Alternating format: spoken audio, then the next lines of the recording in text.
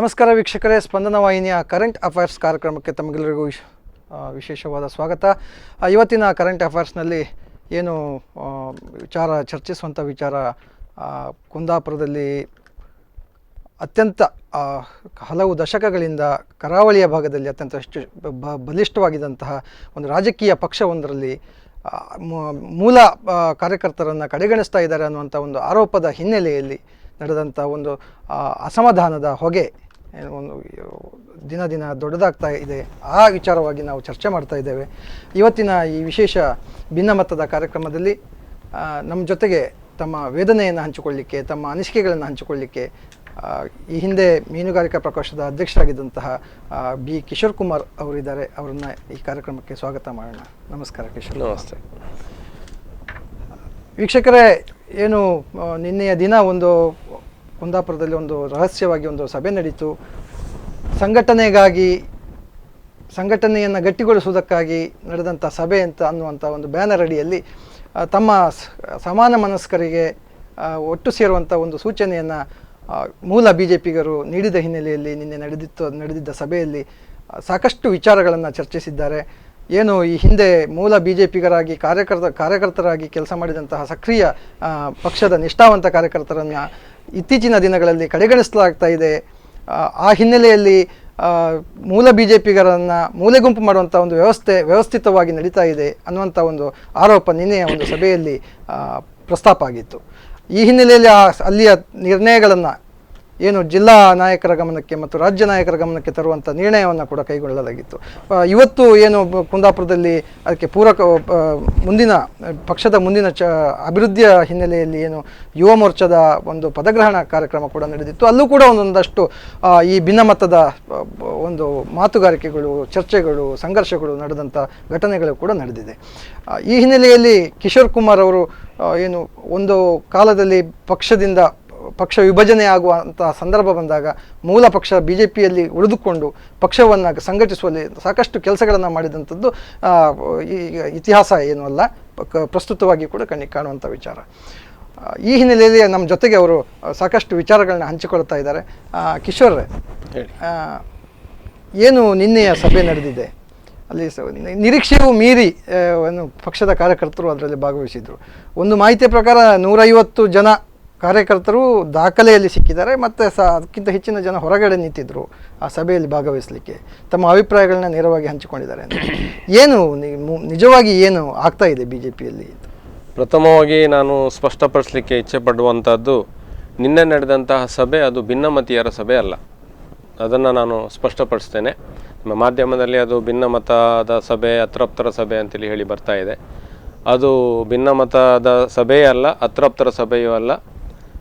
ಒಂದಷ್ಟು ಜನ ಕಾರ್ಯಕರ್ತರು ನಾವು ಕೂತ್ಕೊಂಡು ಪಕ್ಷದಲ್ಲಿ ನಮ್ಮ ಸೇವೆ ಏನಿದೆ ಅದನ್ನು ಪರಿಗಣಿಸ್ತಾ ಇಲ್ಲ, ಅದನ್ನು ಪರಿಗಣಿಸುವ ಹಾಗೆ ಆಗಬೇಕು ಅನ್ನುವ ಒಂದು ಸಮಾನ ಮನಸ್ಕರು ನಾವೆಲ್ಲ ಸೇರಿಕೊಂಡು ನಿನ್ನೆ ಅದನ್ನು ಚರ್ಚೆ ಮಾಡಿದ್ದೇವೆ. ಒಂದಷ್ಟು ನಿರ್ಣಯಗಳನ್ನು ನಾವು ಮಾಡಿದ್ದೇವೆ. ಬಿಟ್ಟರೆ ಪಕ್ಷದ ವಿರುದ್ಧವಾದಂಥ ಚಟುವಟಿಕೆಗಳಲ್ಲ, ಪಕ್ಷದ ನಾಯಕರ ವಿರುದ್ಧವಾದಂಥ ಚಟುವಟಿಕೆಗಳಲ್ಲ, ಎಲ್ಲವೂ ಕೂಡ ಒಂದು ಚೌಕಟ್ಟಿನಲ್ಲೇ ಆಗಿದೆ. ಅದರಲ್ಲಿ ಯಾವುದೇ ಜಿಜ್ಞಾಸೆಗಳು ಇಲ್ಲ, ಯಾವ ಗೊಂದಲಗಳು ಕೂಡ ಇಲ್ಲ.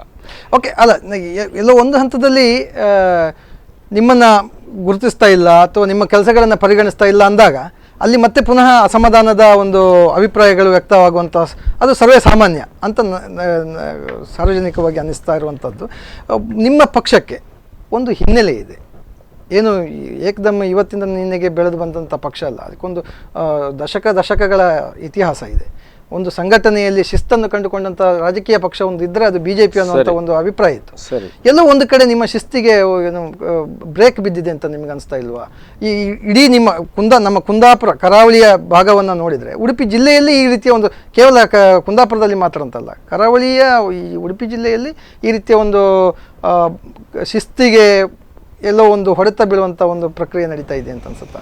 ಅಲ್ಲ, ನಿಮ್ಮ ಪ್ರಶ್ನೆಯ ಮರ್ಮ ನನಗೆ ಅರ್ಥ ಆಗ್ತಾ ಇಲ್ಲ. ಅಂದರೆ ನಮ್ಮ ಸಭೆಯಿಂದಾಗಿ ಅಶಿಸ್ತು ಪ್ರದರ್ಶನ ಆಗ್ತಾ ಇದೆಯಾ ಅನ್ನುವಂಥದ್ದು ನಿಮ್ಮ ಮಾತಿನಿಂದ ವ್ಯಕ್ತ ಆಗ್ತಾ ಉಂಟಾ, ಹೇಗೆ? ಇಲ್ಲ. ಈಗ ನಿನ್ನೆ ನೀವೇನು ನಿಮ್ಮ ಸಭೆ ಏನಾಗಿತ್ತು ಅಂತ ಹೇಳಿದ್ರೆ, ಪಕ್ಷ ಸಂಘಟನೆಗಾಗಿ ಸಭೆ ಅಂತ ಇತ್ತು. ಹೌದು, ಸಂಘಟನೆಗಾಗಿ ಸಮಾಲೋಚನಾ ಸಭೆ ಅಂತಿದೆ. ನೀವು ಅಲ್ಲಿ ಚರ್ಚೆ ಮಾಡಿದ ಎಲ್ಲ ವಿಚಾರಗಳು ಕೂಡ ಸಂಘಟನೆಯ ದೃಷ್ಟಿಯಲ್ಲಿ ಈ ಹಿಂದೆ ಯಾರು ಸಕ್ರಿಯವಾಗಿ ಕಾರ್ಯಕರ್ತರಾಗಿ ಬಂದಿದ್ರು ಅವರನ್ನು ಮೂಲೆಗುಂಪು ಮಾಡ್ತಾ ಇದ್ದಾರೆ ಅನ್ನುವಂಥ ಚರ್ಚೆ. ಇದು ಒಂದು ವಿಚಾರ. ಎರಡನೇ ವಿಚಾರ ಕೇವಲ ನಾನು ಮಾತಾಡ್ತಿರೋದು ಈ ಏನು ನಿನ್ನೆಯ ಸಭೆಯ ವಿಚಾರ ಮಾತ್ರ ಅಲ್ಲ, ಕುಂದಾಪುರವನ್ನೇ ತಗೊಂಡ್ರೆ ಕುಂದಾಪುರ ವಿಧಾನಸಭಾ ಕ್ಷೇತ್ರ, ಬೈಂದೂರು ವಿಧಾನಸಭಾ ಕ್ಷೇತ್ರ, ಕಾರ್ಕಳ ವಿಧಾನಸಭಾ ಕ್ಷೇತ್ರ ಮತ್ತು ಉಡುಪಿ ವಿಧಾನಸಭಾ ಕ್ಷೇತ್ರವನ್ನು ತಗೊಂಡಾಗ ಕುಂದಾಪುರಕ್ಕೆ ವಿಶೇಷವಾದ ಒಂದು ಆದ್ಯತೆ ಇದೆ. BJP ಮತ್ತು ಕಾಂಗ್ರೆಸ್ ಏನು ಕಾಂಗ್ರೆಸ್ನ ಭದ್ರಕೋಟೆಯಾಗಿದ್ದಂತಹ ಒಂದು ಹಿನ್ನೆಲೆಯನ್ನು ಒಡೆದು ಹಾಕಿ ಅತ್ಯಂತ ಹೆಚ್ಚು ಮತದಾರರನ್ನು ಮತ್ತು ಕಾರ್ಯಕರ್ತರನ್ನು ಒಟ್ಟುಗೂಡಿಸಿದ ಒಂದು ವಿಧಾನಸಭಾ ಕ್ಷೇತ್ರ ಇದ್ದರೆ ಅದು ಕುಂದಾಪುರ ಅಂತ. ಸೊ ಇತ್ತೀಚಿನ ಕೆಲವು ವರ್ಷಗಳಿಂದ ತನ್ನಿಂತಾನೇ BJPಗೆ ಒಂದು ಶಕ್ತಿ ಕುಂದುವಂತಹ ಕೆಲವು ಚಟುವಟಿಕೆಗಳು ನಡೀತಾ ಬರ್ತಾ ಇದೆ.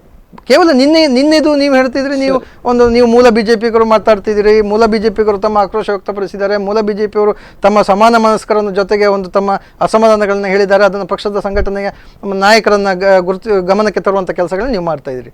ಸೊ ಎಲ್ಲ ಒಂದು ಕಡೆ ಇವತ್ತಿನ ಒಂದು ಚರ್ಚೆಗಳನ್ನು ನೋಡಿದಾಗ ಕೂಡ, ಇವತ್ತು ಏನು ನಿಮ್ಮ ಸಭೆಯ ನಂತರದ ಚರ್ಚೆಗಳನ್ನು ನಾವು ನೋಡಿದಾಗ, ನಾನು ಅಲ್ಲಿದ್ದಾಗ ಎಲ್ಲ ಒಂದು ಕಡೆ ಒಂದು ಪಕ್ಷ ಸಂಘಟನೆಗಿಂತ ವ್ಯಕ್ತಿ ಮುಖ್ಯ ಅನ್ನುವಂಥ ಒಂದು ಚರ್ಚೆಗಳು ಇವತ್ತು ಕಂಡು ಬಂದಾಗೆ ಇದೆ. ಸೊ ಇದರ ಬಗ್ಗೆ ತಾವೇನು ಹೇಳ್ತೀರಿ? ಇಲ್ಲ, ನೋಡಿ, ನಾವು ಒಂದಷ್ಟು ಜನ ಅಂದರೆ 2013 ಚುನಾವಣೆಯ ಒಂದು 10 ತಿಂಗಳ ಹಿಂದೆ ನಡೆದಂತಹ ಕೆಲವಷ್ಟು ರಾಜಕೀಯ ವಿದ್ಯಮಾನಗಳು ತಮ್ಗೆ ಗೊತ್ತಿದೆ, ಅದನ್ನು ನೆನಪು ಮಾಡಲಿಕ್ಕೆ ಇಚ್ಛೆ ಪಡುವುದಿಲ್ಲ. ಆ ಸಂದರ್ಭದಲ್ಲಿ ಯಾರು ಪಕ್ಷದಲ್ಲಿ ಉಳ್ಕೊಂಡಿದ್ದಾರೆ ಅವರೆಲ್ಲರೂ ಕೂಡ ವ್ಯಕ್ತಿಗಿಂತ ಪಕ್ಷ ಮುಖ್ಯ ಅನ್ನುವ ಸಿದ್ಧಾಂತದ ಮೇಲೆ ಉಳ್ಕೊಂಡವರು, ಅದರಲ್ಲಿ ಯಾವುದೇ ಸಂದೇಹಗಳಿಲ್ಲ. ಆ ಚುನಾವಣೆ ಆದ ನಂತರ ಒಂದಷ್ಟು ಜನ ನಾವು ಒಂದು ಕಾರಣಕ್ಕಾಗಿ ನಾವು ಬೇರೆಯವರಿಗೆ ಸಹಾಯ ಮಾಡಬೇಕಾಯಿತು, ಚುನಾವಣೆಯಲ್ಲಿ ನಿಮ್ಮ ವಿರುದ್ಧ ಮಾಡಬೇಕಂದ್ರೆ ಪಕ್ಷದ ವಿರುದ್ಧ ಮಾಡಬೇಕಾಯ್ತು ಅಂತೇಳಿ ಹೇಳಿದರು. ಪಕ್ಷಕ್ಕೆ ಬಂದರು, ನಾವು ಅವ್ರನ್ನ ಸ್ವೀಕಾರ ಮಾಡ್ಕೊಂಡಿದ್ದೇವೆ. ಅವ್ರನ್ನೆಲ್ಲ ಜೊತೆಗೆ ಕರ್ಕೊಂಡು ನಾವೆಲ್ಲೂ ಗುಂಪುಗಾರಿಕೆ ಮಾಡ್ತಾ ಇಲ್ಲ. ಇವತ್ತು ಕುಂದಾಪುರದಲ್ಲಿ BJP ನಾವು ನಿನ್ನೆಯ ಸಭೆಯಲ್ಲಿಯೂ ಕೂಡ ನೀವು ಹೇಳಿದ್ರಿ ಶಿಸ್ತಿನ ಬಗ್ಗೆ ವಿಚಾರಗಳು ಬಂದಾಗ ನಾನು ಅದ್ರ ಬಗ್ಗೆ ಮಾತಾಡ್ಲಿಕ್ಕೆ ಇಚ್ಛೆ ಪಡ್ತೇನೆ.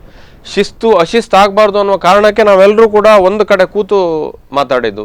ಇಲ್ಲಿದ್ರೆ ಎಲ್ಲರೂ ಕೂಡ ಅಸಮಾಧಾನಗೊಂಡವ್ರು ಕೂಡ ಎಲ್ಲೋ ರಸ್ತೆಯಲ್ಲಿಯೋ ಅಥವಾ ಮತ್ತೆಲ್ಲಿಯೋ ಹೋಟೆಲ್ನಲ್ಲಿಯೋ ಕೂತು BJPಯ ಅವ್ಯವಸ್ಥೆ ಬಗ್ಗೆ ಮಾತಾಡಬಾರ್ದು ಅನ್ನುವ ಕಾರಣಕ್ಕಾಗಿ ಆ ಶಿಸ್ತನ್ನು ಕಾಪಾಡಲಿಕ್ಕೆ ನಾವು ಒಂದಷ್ಟು ಜನರನ್ನ ಕೂರಿಸಿ ಇದು ಇಲ್ಲಿ ಮಾತ್ರ ಚರ್ಚೆ ಆಗಬೇಕು, ಹೊರಗಡೆ ಚರ್ಚೆ ಆಗಬಾರ್ದು ಅನ್ನುವ ಒಂದು ಉದ್ದೇಶವನ್ನು ಇಟ್ಕೊಂಡು ಮಾಡಿದಂಥ ಒಂದು ಒಳ್ಳೆಯ ಸಭೆ. ಅದರಲ್ಲಿ ಕಿಶೋರ್ ಅವರೇ, ಈಗ ಪ್ರಸನ್ನ ಕುಮಾರ್ ಶೆಟ್ಟಿ ಅವರು ನಮ್ಮ ಸಂಪರ್ಕದಲ್ಲಿದ್ದಾರೆ. ಪ್ರಸನ್ನ ಕುಮಾರ್ ಶೆಟ್ಟಿ ಅವರು ಹೇಳಿ. ನಮಸ್ಕಾರ. ಹಲೋ ನಮಸ್ತೆ. ನಮಸ್ತೆ, ಹೇಳಿ ಸರ್. ಈಗ ನಾವೇನು ಇವತ್ತು ಕುಂದಾಪುರದ ವಿಚಾರವನ್ನು ತಕ್ಕೊಂಡು BJPಯಲ್ಲಿ ಕೆಲವೊಂದಷ್ಟು ಮೂಲ BJPಗರ ಒಂದು ಏನು ಅಸಮಾಧಾನ ಇದೆ, ತಮ್ಮನ್ನು ಗುರುತಿಸ್ತಾ ಇಲ್ಲ, ತಮ್ಮ ಕೆಲಸಗಳನ್ನು ಗೌರವಿಸ್ತಾ ಇಲ್ಲ, ರಾಜ್ಯ ಮತ್ತು ಜಿಲ್ಲಾ ಮಟ್ಟದ ನಾಯಕರು ನಮ್ಮ ಜೊತೆಗೆ ಏನು ಸರಿಯಾದ ಒಂದು ಗುರುತಿಸುವಂಥ ಒಂದು ಮತ್ತು ನಾಯಕತ್ವವನ್ನು ಕೊಡುವಂಥ ವ್ಯವಸ್ಥೆ ಮಾಡ್ತಾ ಇಲ್ಲ ಅನ್ನುವಂಥ ಒಂದು ಆರೋಪದ ಹಿನ್ನೆಲೆ ಇನ್ನೊಂದು ಸಭೆ ಆಗಿತ್ತು. ಅದರ ಬಗ್ಗೆ ನಾವು ಈ ವಿಶೇಷ ಕಾರ್ಯಕ್ರಮದಲ್ಲಿ ಚರ್ಚೆ ಮಾಡ್ತಾ ಇದ್ದೇವೆ. ಪ್ರಸನ್ನ ಸರಿ, ಅಂದ್ರೆ ವಿಶೇಷ ಕಾರ್ಯ ಅಂದ್ರೆ ನಿನ್ನೆ ಅಂತ ಹೇಳಿದ್ರೆ ಇದಕ್ಕೆಲ್ಲ ಕಾರಣ ಏನಂತ ಹೇಳಿದ್ರೆ, ಕುಂದಾಪುರ ವಿಧಾನಸಭಾ ಕ್ಷೇತ್ರದ ವ್ಯಾಪ್ತಿಯಲ್ಲಿ ತುಂಬಾ ವರ್ಷಗಳಿಂದ ನಮ್ಮ ಭಾರತೀಯ ಜನತಾ ಪಕ್ಷದ ಕಾರ್ಯಕರ್ತರೇ ಹೇಳಿ ನೆಲೆಗಟ್ಟಿನಲ್ಲಿ ಪಕ್ಷವನ್ನ ಸಂಘಟಿಸುವಲ್ಲಿ ಮನಸ್ಸು ಮಾಡದೇ ಇದ್ದ ಕಾರಣದಿಂದ ಈ ಎಲ್ಲ ಘಟನೆಗಳು ಸಂಭವಿಸಿದೆ. ಈಗ ನೀವು ಹೇಳೋದು ಏನಂತ ಹೇಳಿದ್ರೆ, ಈಗ ಮೂಲ BJPಗರು ಯಾರು ಸಕ್ರಿಯವಾಗಿ ಕೆಲಸ ಮಾಡ್ತಾ ಇಲ್ಲ ಅಂತ. ಮೂಲ BJPಗರು ಸಕ್ರಿಯವಾಗಿ ಕೆಲಸ ಮಾಡಿದ್ರಿಂದ ಮಾತ್ರ ಪಕ್ಷ ಉಳಿದದ್ದು. ಓಕೆ ಹೇಳಿ. ನಮ್ಮ ಪಕ್ಷವನ್ನು ಭಾರತೀಯ ಜನತಾ ಸರಿ, ಈಗ ಯಾರು ಕೆಲಸ ಮಾಡ್ತಾ ಇಲ್ಲ ಅಂತ ಹೇಳ್ತಿದ್ರಿ ತಾವು? ಯಾರು ಕೆಲಸ ನಾನು ಹೇಳಿದ ಅರ್ಥ ಆಗಲಿಲ್ಲ ನಿಮ್ಗೆ? ಇಲ್ಲ, ಇನ್ನೊಮ್ಮೆ ಹೇಳಿ, ದಯವಿಟ್ಟು ಇನ್ನೊಮ್ಮೆ ಹೇಳಿ. ನಮ್ಮ ಕುಂದಾಪುರ ವಿಧಾನಸಭಾ ಕ್ಷೇತ್ರದ ವ್ಯಾಪ್ತಿಯಲ್ಲಿ ನಮ್ಮ ಪಂಚನಿಷ್ಠೆಯಿಂದ ವಿಧಾನಸಭಾ ಪಕ್ಷದ ಪಂಚನಿಷ್ಠೆಯಿಂದ ಕೆಲಸ ಮಾಡಲಿಲ್ಲ ಯಾರು. ಸರಿ ಅಂತ ಹೇಳಿದ್ರೆ ಯಾವುದೋ ಒಬ್ಬ ವ್ಯಕ್ತಿಯ ಸ್ವಾರ್ಥಪರತೆಗೆ ಈ ಪಕ್ಷವನ್ನ ಉಪಯೋಗಿಸಿಕೊಳ್ಳುವ ಪ್ರಯತ್ನದಲ್ಲಿ ಅವರು ಯಶಸ್ವಿಯಾಗಿದ್ದಾರೆ. ಓಕೆ ಅಲ್ಲ, ಈಗ ನಾನು ಕೇಳ್ತಿರೋದು ಏನಂದ್ರೆ, ಈಗ ಇತ್ತೀಚಿನ ಕೆಲವು ವರ್ಷಗಳಿಂದ ಏನು ಕುಂದಾಪುರದ BJPಯಲ್ಲಿ ಸಾಕಷ್ಟು ಮೂಲೆ ಗುಂಪು ಮಾಡುವಂಥ ಒಂದು ವ್ಯವಸ್ಥೆ ನಡೀತಾ ಇದೆ. ಯಾರ್ಯಾರೋ ಬರ್ತಾರೆ, ಯಾರು ಕೈ ಆಡಿಸ್ತಾರೆ, ಇದು ಯಾರು ಪಕ್ಷ ಕಟ್ಟಿ ಬೆಳೆಸಿದವರಿಗೆ ಯಾರ ಮಾತಿಗೆ ಬೆಲೆ ಕೊಡ್ತಾ ಇಲ್ಲ ಅನ್ನುವಂಥ ಒಂದು ಮಾತುಗಳು ಬರ್ತಾ ಇದೆ. ಸೊ ಇದಕ್ಕೆ ತಾವು ಇದನ್ನ ಸರಿ ಮಾಡೋದು ಹೇಗೆ ಅಂತ? ನಿಜವಾಗ್ಲೂ ಹೇಳ್ಬೇಕಾದ್ರೆ ಪಕ್ಷವನ್ನ ಕಟ್ಟಿ ಬೆಳೆಸಿದವರು, ಪಕ್ಷವನ್ನ ತತ್ವ ಸಿದ್ಧಾಂತದ ಸೈದ್ಧಾಂತಿಕ ನೆಲೆಗಟ್ಟಲ್ಲಿ ಪಕ್ಷವಾದಲ್ಲಿ ಮುನ್ನಡೆಯುವವರಿಗೆ ಆಕಸ್ಮಿಕವಾಗಿ ವ್ಯತ್ಯಾಸಗಳಾಗಿರ್ಬೋದು, ಆದ್ರೆ ಮುಂದಿನ ದಿನಗಳಲ್ಲಿ ತತ್ವ ಸಿದ್ಧಾಂತದ ನೆಲೆಗಟ್ಟದಲ್ಲಿ ಇರ್ತಕ್ಕಂಥವರಿಗೆ ಯಾವುದೇ ವ್ಯತ್ಯಾಸ ಆಗದಿದ್ದ ಹಾಗೆ ನೋಡಿಕೊಳ್ಳುವುದಕ್ಕೆ ಈ ಪಕ್ಷದ ಮಾತ್ರ ಸಂಘಟನೆಗಳು ತುಂಬಾ ಒಳ್ಳೆಯ ರೀತಿಯಲ್ಲಿ ಕೆಲಸ ಮಾಡ್ತಿದೆ, ಆಲೋಚನೆಯನ್ನು ಮಾಡಿ ಕೂಡ ಆಗಿದೆ. ಅಲ್ಲ ಈಗ ಏನಾಗಿದೆ, ಈಗ ನಿನ್ನೆ ಮೊನ್ನೆ ಇತ್ತೀಚಿನ ದಿನಗಳಲ್ಲಿ ಅದು ನೀವು ಹೇಳಿ ಸರಿ, ಎಲ್ಲೋ ಒಂದು ಕಡೆ ಅಸಮಾಧಾನ ಬರ್ತಾ ಇತ್ತು, ಅದನ್ನು ತೇಪೆ ಹಚ್ಚುವಂಥ ಕೆಲಸ ನಡೀತು, ಆಮೇಲೆ ಅವರಿಗೇನೋ ಒಂದು ಸಮಾಧಾನ ಮಾಡುವಂತ ಮಾಡಿ ಮತ್ತೆ ಪುನಃ ಪಕ್ಷವನ್ನು ಒಗ್ಗೂಡಿಸುವಂಥ ಕೆಲಸ ಆಗ್ತಾ ಇತ್ತು. ಆದರೆ ಈ ಒಂದು ಕಳೆದ ಕೆಲವು ವರ್ಷಗಳಿಂದ ಕೆಲವರನ್ನ ಅದೇ ರೀತಿ ಮಾಡ್ತಾ ಅವ್ರನ್ನ ನಿಧಾನವಾಗಿ ಬದಿಗೆ ಸರಿಸುವಂಥ ಕೆಲಸ ಮಾಡ್ತಿದ್ದಾರೆ ನಾಯಕರು ಅಂತ. ಬದಿಗೆ ಸೇರಿಸುವಂತ ಕೆಲಸವನ್ನ ಮಾಡುವವರು ಪಕ್ಷದವರಲ್ಲ, ವೈಯಕ್ತಿಕ ಒಂದು ಮನ್ನಣೆಗೋಸ್ಕರ ಅವರ ಸ್ವಾರ್ಥ ಸಾಧನೆಗಾಗಿ ಬಂದಿರತಕ್ಕಂತ ಕೆಲವೊಂದು ಸ್ಥಾಪಿತ ಹಿತಾಸಕ್ತಿಗಳು ಆ ಪ್ರಯತ್ನವನ್ನು ಮಾಡಿದಾಗ ತಾತ್ಕಾಲಿಕವಾಗಿರ್ತಕ್ಕಂತ ಒಂದು ಅವರಿಗೆ ಜಯ ಸಿಗಬಹುದು. ಅಲ್ಲ ಈಗ ನಾನು ಕೇಳಿದ್ರು ಶೆಟ್ರ, ಈಗ ಇದು ಎಲ್ಲ ಹೌದು, ಇದು ಕರೆಕ್ಟ್. ಈಗ ನಿಮ್ಮ ನಾಯಕರಿಗೆ ಈ ಬಗ್ಗೆ ಯಾಕೆ ಗೊತ್ತಾಗ್ತಾ ಇಲ್ಲ? ಯಾರು ಮೂಲ ಪಕ್ಷದ ಕಾರ್ಯಕರ್ತರು, ಮೂಲ ಸಕ್ರಿಯವಾಗಿ ಕೆಲಸ ಮಾಡಿದವರು, ಸಂಘಟನೆ ಕಟ್ಟಿ ಬೆಳೆಸಿದವರು ಯಾರು ಅಂತ ಯಾಕೆ ಗೊತ್ತಾಗ್ತಾ ಇಲ್ಲ ಅಂತ ಹೇಳೋದು? ಅಂದ್ರೆ ಈ ಉಡುಪಿ ಜಿಲ್ಲೆಯಲ್ಲಿ ಇರ್ಬೋದು ಅಥವಾ ಕರ್ನಾಟಕ ರಾಜ್ಯದಲ್ಲಿ ಇರ್ಬೋದು, ತಾವು ಮಾಧ್ಯಮದವರು ತಮ್ಗೆ ಗೊತ್ತಿದೆ ಅಂತ ಹೇಳಿದ್ರೆ ಸಣ್ಣ ಪುಟ್ಟ ವ್ಯತ್ಯಾಸಗಳು ತಾತ್ಕಾಲಿಕವಾಗಿ ಎಲ್ಲ ಒಂದು ಮನೆಯ ವ್ಯವಸ್ಥೆಯಲ್ಲಿರ್ಬೋದು, ಒಂದು ಕೌಟುಂಬಿಕ ವ್ಯವಸ್ಥೆಯಲ್ಲಿರ್ಬೋದು, ಒಂದು ಸಾಮಾಜಿಕ ವ್ಯವಸ್ಥೆಯಲ್ಲಿರ್ಬೋದು, ಅದು ಆಗ್ತದೆ. ಆದರೆ ಇದು ತಾತ್ಕಾಲಿಕವಾಗಿ ಆಗ್ತದೆ. ಆದ್ರೆ ಭಾರತೀಯ ಜನತಾ ಪಕ್ಷದಲ್ಲೂ ಕೂಡ ಅದು ಕ್ಷೇತ್ರ ಮಂಡಲದ ವ್ಯಾಪ್ತಿಯಲ್ಲಿರ್ಬೋದು, ಮತ್ತೆ ಜಿಲ್ಲಾ ವ್ಯಾಪ್ತಿಯಲ್ಲಿರ್ಬೋದು, ಅದು ಎಲ್ಲವೂ ಕೂಡ ಅರ್ಥ ಆಗಿದೆ. ಮುಂದಿನ ದಿನಗಳಲ್ಲಿ ಇದನ್ನ ಸರಿಪಡಿಸುವಂತ ಪ್ರಯತ್ನವನ್ನ ಮಾತ್ರ ಸಂಘಟನೆ ಮಾಡ್ತಾ ಇದೆ. ಅದು ಆಗ್ತದೆ ಅಂತ ಹೇಳುವ ವಿಶ್ವಾಸ ಇದೆ, ಹಾಗೆ ಆಗ್ತದೆ. Okay, thank you sir, thank you. ತಮ್ಮ ಕರೆ ಮತ್ತು ತಮ್ಮ ಉತ್ತಮವಾದ ಒಂದು ಸಲಹೆಗಳಿಗೆ ಧನ್ಯವಾದಗಳು. ನಮ್ಮ ಕಾರ್ಯಕ್ರಮವನ್ನು ಮುಂದೆ ನೋಡ್ತಾ ಇರಿ. ಕಿಶೋರ್ರೆ, ಈಗ ಏನಾಗಿದೆ ಅಂತ ಕೇಳಿದ್ರೆ, ಈಗ ಅವರು ಏನು ಹೇಳ್ತಾರೆ, ಯಾರೋ ಒಬ್ರು ಹೊರಗಿಂದ ಬಂದಂಥ ವ್ಯಕ್ತಿಗಳು ಆಕಸ್ಮಿಕವಾಗಿ ತಮ್ಮ ಸ್ವಾರ್ಥ ಹಿತ ಸಾಧನೆಗೋಸ್ಕರ ಈ ರೀತಿಯ ಒಂದು ಕೆಲಸಗಳನ್ನು ಮಾಡ್ತಾ ಇದ್ದಾರೆ ಅನ್ನುವಂಥ ಒಂದು ಅಭಿಪ್ರಾಯವನ್ನು ಅವರು ಹೇಳಿದರು. ಇಲ್ಲಿಗೆ ನಾವು ಪ್ರಶ್ನೆ ಮಾಡಬೇಕಾದ್ದು ಏನು ಅಂತ ಕೇಳಿದರೆ, ಯಾರು ಈ ರೀತಿಯ ಕೆಲಸಗಳನ್ನ ಮಾಡ್ತಾರೆ ಅನ್ನೋದು ಜಿಲ್ಲಾ ಮಟ್ಟದ ನಾಯಕರಿಗೆ, ರಾಜ್ಯ ಮಟ್ಟದ ನಾಯಕರಿಗೆ ಯಾಕೆ ಗೊತ್ತಾಗ್ತಾ ಇಲ್ಲ ಅನ್ನುವಂಥದ್ದು. ಇದ್ರ ಬಗ್ಗೆ ನಮ್ಮ ಚರ್ಚೆಯನ್ನು ಮುಂದುವರ್ಸೋಣ. ಅದಕ್ಕಿಂತ ಮೊದಲು ವೀಕ್ಷಕರೇ, ನಾವು ನಮ್ಮ ಕಾರ್ಯಕ್ರಮವನ್ನು ಮುಂದುವರಿಸ್ತಾ ಇದ್ದೇವೆ. ಅದಕ್ಕಿಂತ ಮೊದಲು ಒಂದು ಸಣ್ಣ ವಿರಾಮವನ್ನು ತಗೊಳ್ತಾ ಇದ್ದೇವೆ.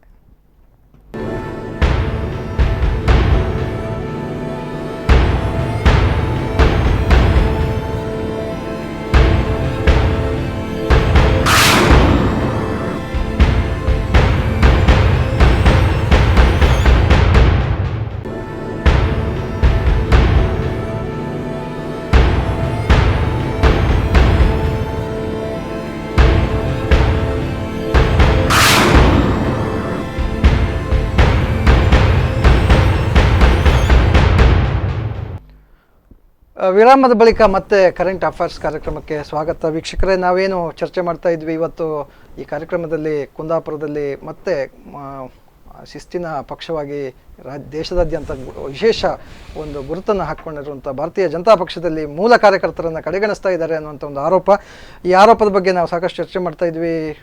ಈಗಾಗಲೇ ದೂರವಾಣಿಯಲ್ಲಿ ಕರೆ ಮಾಡ್ತಾ ಇದ್ದವರು ಕೂಡ ಒಂದು ಹೇಳಿದ್ರು, ಖಾಸಗಿ ಕೆಲವು ವ್ಯಕ್ತಿಗಳು ಅವರಿಗೆ ಪಕ್ಷ ನಿಷ್ಠೆ ಇಲ್ಲ, ಶಿಸ್ತುಬದ್ಧತೆ ಇಲ್ಲ, ಒಂದು ಸೈದ್ಧಾಂತಿಕ ನಿಲುವಿಲ್ಲ ಅಂಥವ್ರು ಬಂದು ಮೂಲ ಕಾರ್ಯಕರ್ತರನ್ನು ಕಡೆಗಣಿಸ್ತಾ ಇರುವಂಥ ಒಂದು ತಾತ್ಕಾಲಿಕ ಒಂದು ಗೆಲುವಿಗೆ ಪ್ರಯತ್ನ ಮಾಡ್ತಾ ಇದ್ದಾರೆ ಅನ್ನೋಂಥ ಒಂದು ಮಾತುಗಳನ್ನ ಹೇಳಿದರು. ಈಗ ಇಲ್ಲಿ ಮುಖ್ಯವಾಗಿ ಪ್ರಶ್ನೆ ಏನು ಅಂತ ಹೇಳಿದರೆ, ಒಂದು ರಾಷ್ಟ್ರೀಯ ಪಕ್ಷವಾಗಿ ಹೊರಹೊಮ್ಮಿದಂಥ ಭಾರತೀಯ ಜನತಾ ಪಕ್ಷಕ್ಕೆ ತನ್ನದೇ ಆದ ಒಂದು ಕಮಾಂಡಿಂಗ್ ಇದೆ, ನಾಯಕತ್ವ ಇದೆ, ತನ್ನದೇ ಆದ ಒಂದು ಸಿದ್ಧಾಂತ ಇದೆ, ತನ್ನದೇ ಆದ ಒಂದು ಅಜೆಂಡಾ ಇದೆ, ತನ್ನದೇ ಆದ ಒಂದು ಕಾರ್ಯಕ್ರಮದ ಒಂದು ರೂಪುರೇಷೆ ಇದೆ. ಸಾಕಷ್ಟು ಮೂಲ ಪಕ್ಷ ಕಟ್ಟಿ ಬೆಳೆಸಿದಂಥ ಕಾರ್ಯಕರ್ತರು ಕೂಡ ಇದ್ದಾರೆ. ಇವರು ಜೊತೆಗೆ ಇತ್ತೀಚೆಗೆ ಪಕ್ಷಕ್ಕೆ ಸೇರ್ಪಡೆಯಾದವರು, ಮಧ್ಯದಲ್ಲಿ ಬಂದು ಸೇರಿಕೊಂಡವರು ಒಂದು ರಾಜಕೀಯವಾಗಿ ತಮ್ಮ ಬೆಳೆ ಬೇಯಿಸಿಕೊಳ್ಳಿಕ್ಕೆ ಒಂದು ಪ್ರಯತ್ನ ಮಾಡ್ತಿದ್ದಾರಾ ಅನ್ನುವಂಥ ಒಂದು ಪ್ರಶ್ನೆಯನ್ನು ಈಗ ಕರೆ ಮಾಡಿದಾಗ ನಮಗೊಂದು ಹುಟ್ಟು ಹಾಕುವಂಥ ಒಂದು ಕೆಲಸ ಆಯಿತು. ಇದರ ಬಗ್ಗೆ ನಾವು ಚರ್ಚೆಯನ್ನು ಮುಂದುವರಿಸ್ತೇವೆ. ವೀಕ್ಷಕರೇ, ಕಿಶೋರ್ ಕುಮಾರ್, ಏನು ಒಂದು ಪಕ್ಷಕ್ಕೆ ಅತ್ಯಂತ ಬುಡದಿಂದ, ತಳಮಟ್ಟದಿಂದ ದೇಶದ ಮಟ್ಟದವರೆಗೆ ಒಂದು ಹಂತವಾದ ಸಮಿತಿಗಳಿದೆ, ಸಂಘಟನೆ ಇದೆ, ಸಂಚಾಲಕತ್ವ ಇದೆ. ನೀವು ಅದನ್ನು ಮಂಡಲ ಅಂತ ಕರೀರಿ, ಕ್ಷೇತ್ರ ಅಂತ ಕರೀರಿ, ಅಥವಾ ಗ್ರಾಮ ಅಂತ ಕರೀರಿ, ಶಕ್ತಿ ಕೇಂದ್ರ ಅಂತ ಕರೀರಿ, ಎಲ್ಲವೂ ಕೂಡ ವರದಿ ಆಗ್ತಾ ಒಂದು ಹಂತದಿಂದ ಒಂದು ಹಂತಕ್ಕೆ ಮೇಲ್ಹಂತಕ್ಕೆ ವರದಿ ಆಗ್ತಾ ಹೋಗ್ತದೆ ನಿಮ್ಮ ಪಕ್ಷದಲ್ಲಿ. ಅದು ಅತ್ಯಂತ ಪ್ರಾಮಾಣಿಕ ಮತ್ತು ಬದ್ಧತೆಯಿಂದ ಆಗುವಂಥ ಒಂದು ಕೆಲಸ. ಕಾರ್ಯಕ್ರಮಗಳನ್ನು ಎಷ್ಟು ಚೆಂದಾಗಿ ನೀವು ಪಕ್ಷದಲ್ಲಿ ಮಾಡ್ತೀರೋ ಅದೇ ರೀತಿಯಲ್ಲಿ ಅದರ ವರದಿಗಾರಿಕೆಯನ್ನು ಕೂಡ ಮಾಡುವಂಥ ಒಂದು ವ್ಯವಸ್ಥೆ ಇದೆ. ಆದರೆ ನಿಮ್ಮ ಕ್ಷೇತ್ರದಲ್ಲಿ, ಕುಂದಾಪುರದ ಕ್ಷೇತ್ರದಲ್ಲಿ ನೀವು ಈ ಹಿಂದೆ ರಾಜ್ಯ ಮೀನುಗಾರಿಕಾ ಪ್ರಕೋಷ್ಠದ ಅಧ್ಯಕ್ಷರಾಗಿದ್ದವರು, ನಿಮ್ಮಂತಹ ಹಲವು ಜನ ಈಗ ನಿನ್ನೆಯ ಸಭೆಯಲ್ಲಿ ನೀವು ಅವ್ರು ಏನು ಹೇಳಿದ್ದಾರೆ, ಭಿನ್ನಮತ ಅಲ್ಲ ಅಂತ ನೀವೇನು ಹೇಳಿದ್ರಿ, ಅಥವಾ ಸಮಾನ ಮನಸ್ಕರು ಅಂತ ಹೇಳಿದ್ರಿ, ಅವರು ಅದು ಏನೇ ಇರಲಿ, 200ಕ್ಕೂ ಹೆಚ್ಚು ಜನ ಕಾರ್ಯಕರ್ತರು ನಿಮ್ಮ ಆ ಕಾರ್ಯಕ್ರಮದಲ್ಲಿ ಬಂದಾಗ ಇವತ್ತಿನ ಒಂದು ಪ್ರಸ್ತಾಪ ಆಯಿತು, ಅದು ಅಧಿಕೃತ ಕಾರ್ಯಕ್ರಮ ಅಲ್ಲ, ಅಧಿಕೃತ ಸಭೆ ಅಲ್ಲ ಅನ್ನುವಂಥ ಒಂದು ಮಾತುಗಳನ್ನು ನಮ್ಮ ನೂತನ ಕ್ಷೇತ್ರಾಧ್ಯಕ್ಷ ಕಾಡೂರು ಸುರೇಶ್ ಶೆಟ್ಟಿ ಅವರು ಹೇಳಿದರು.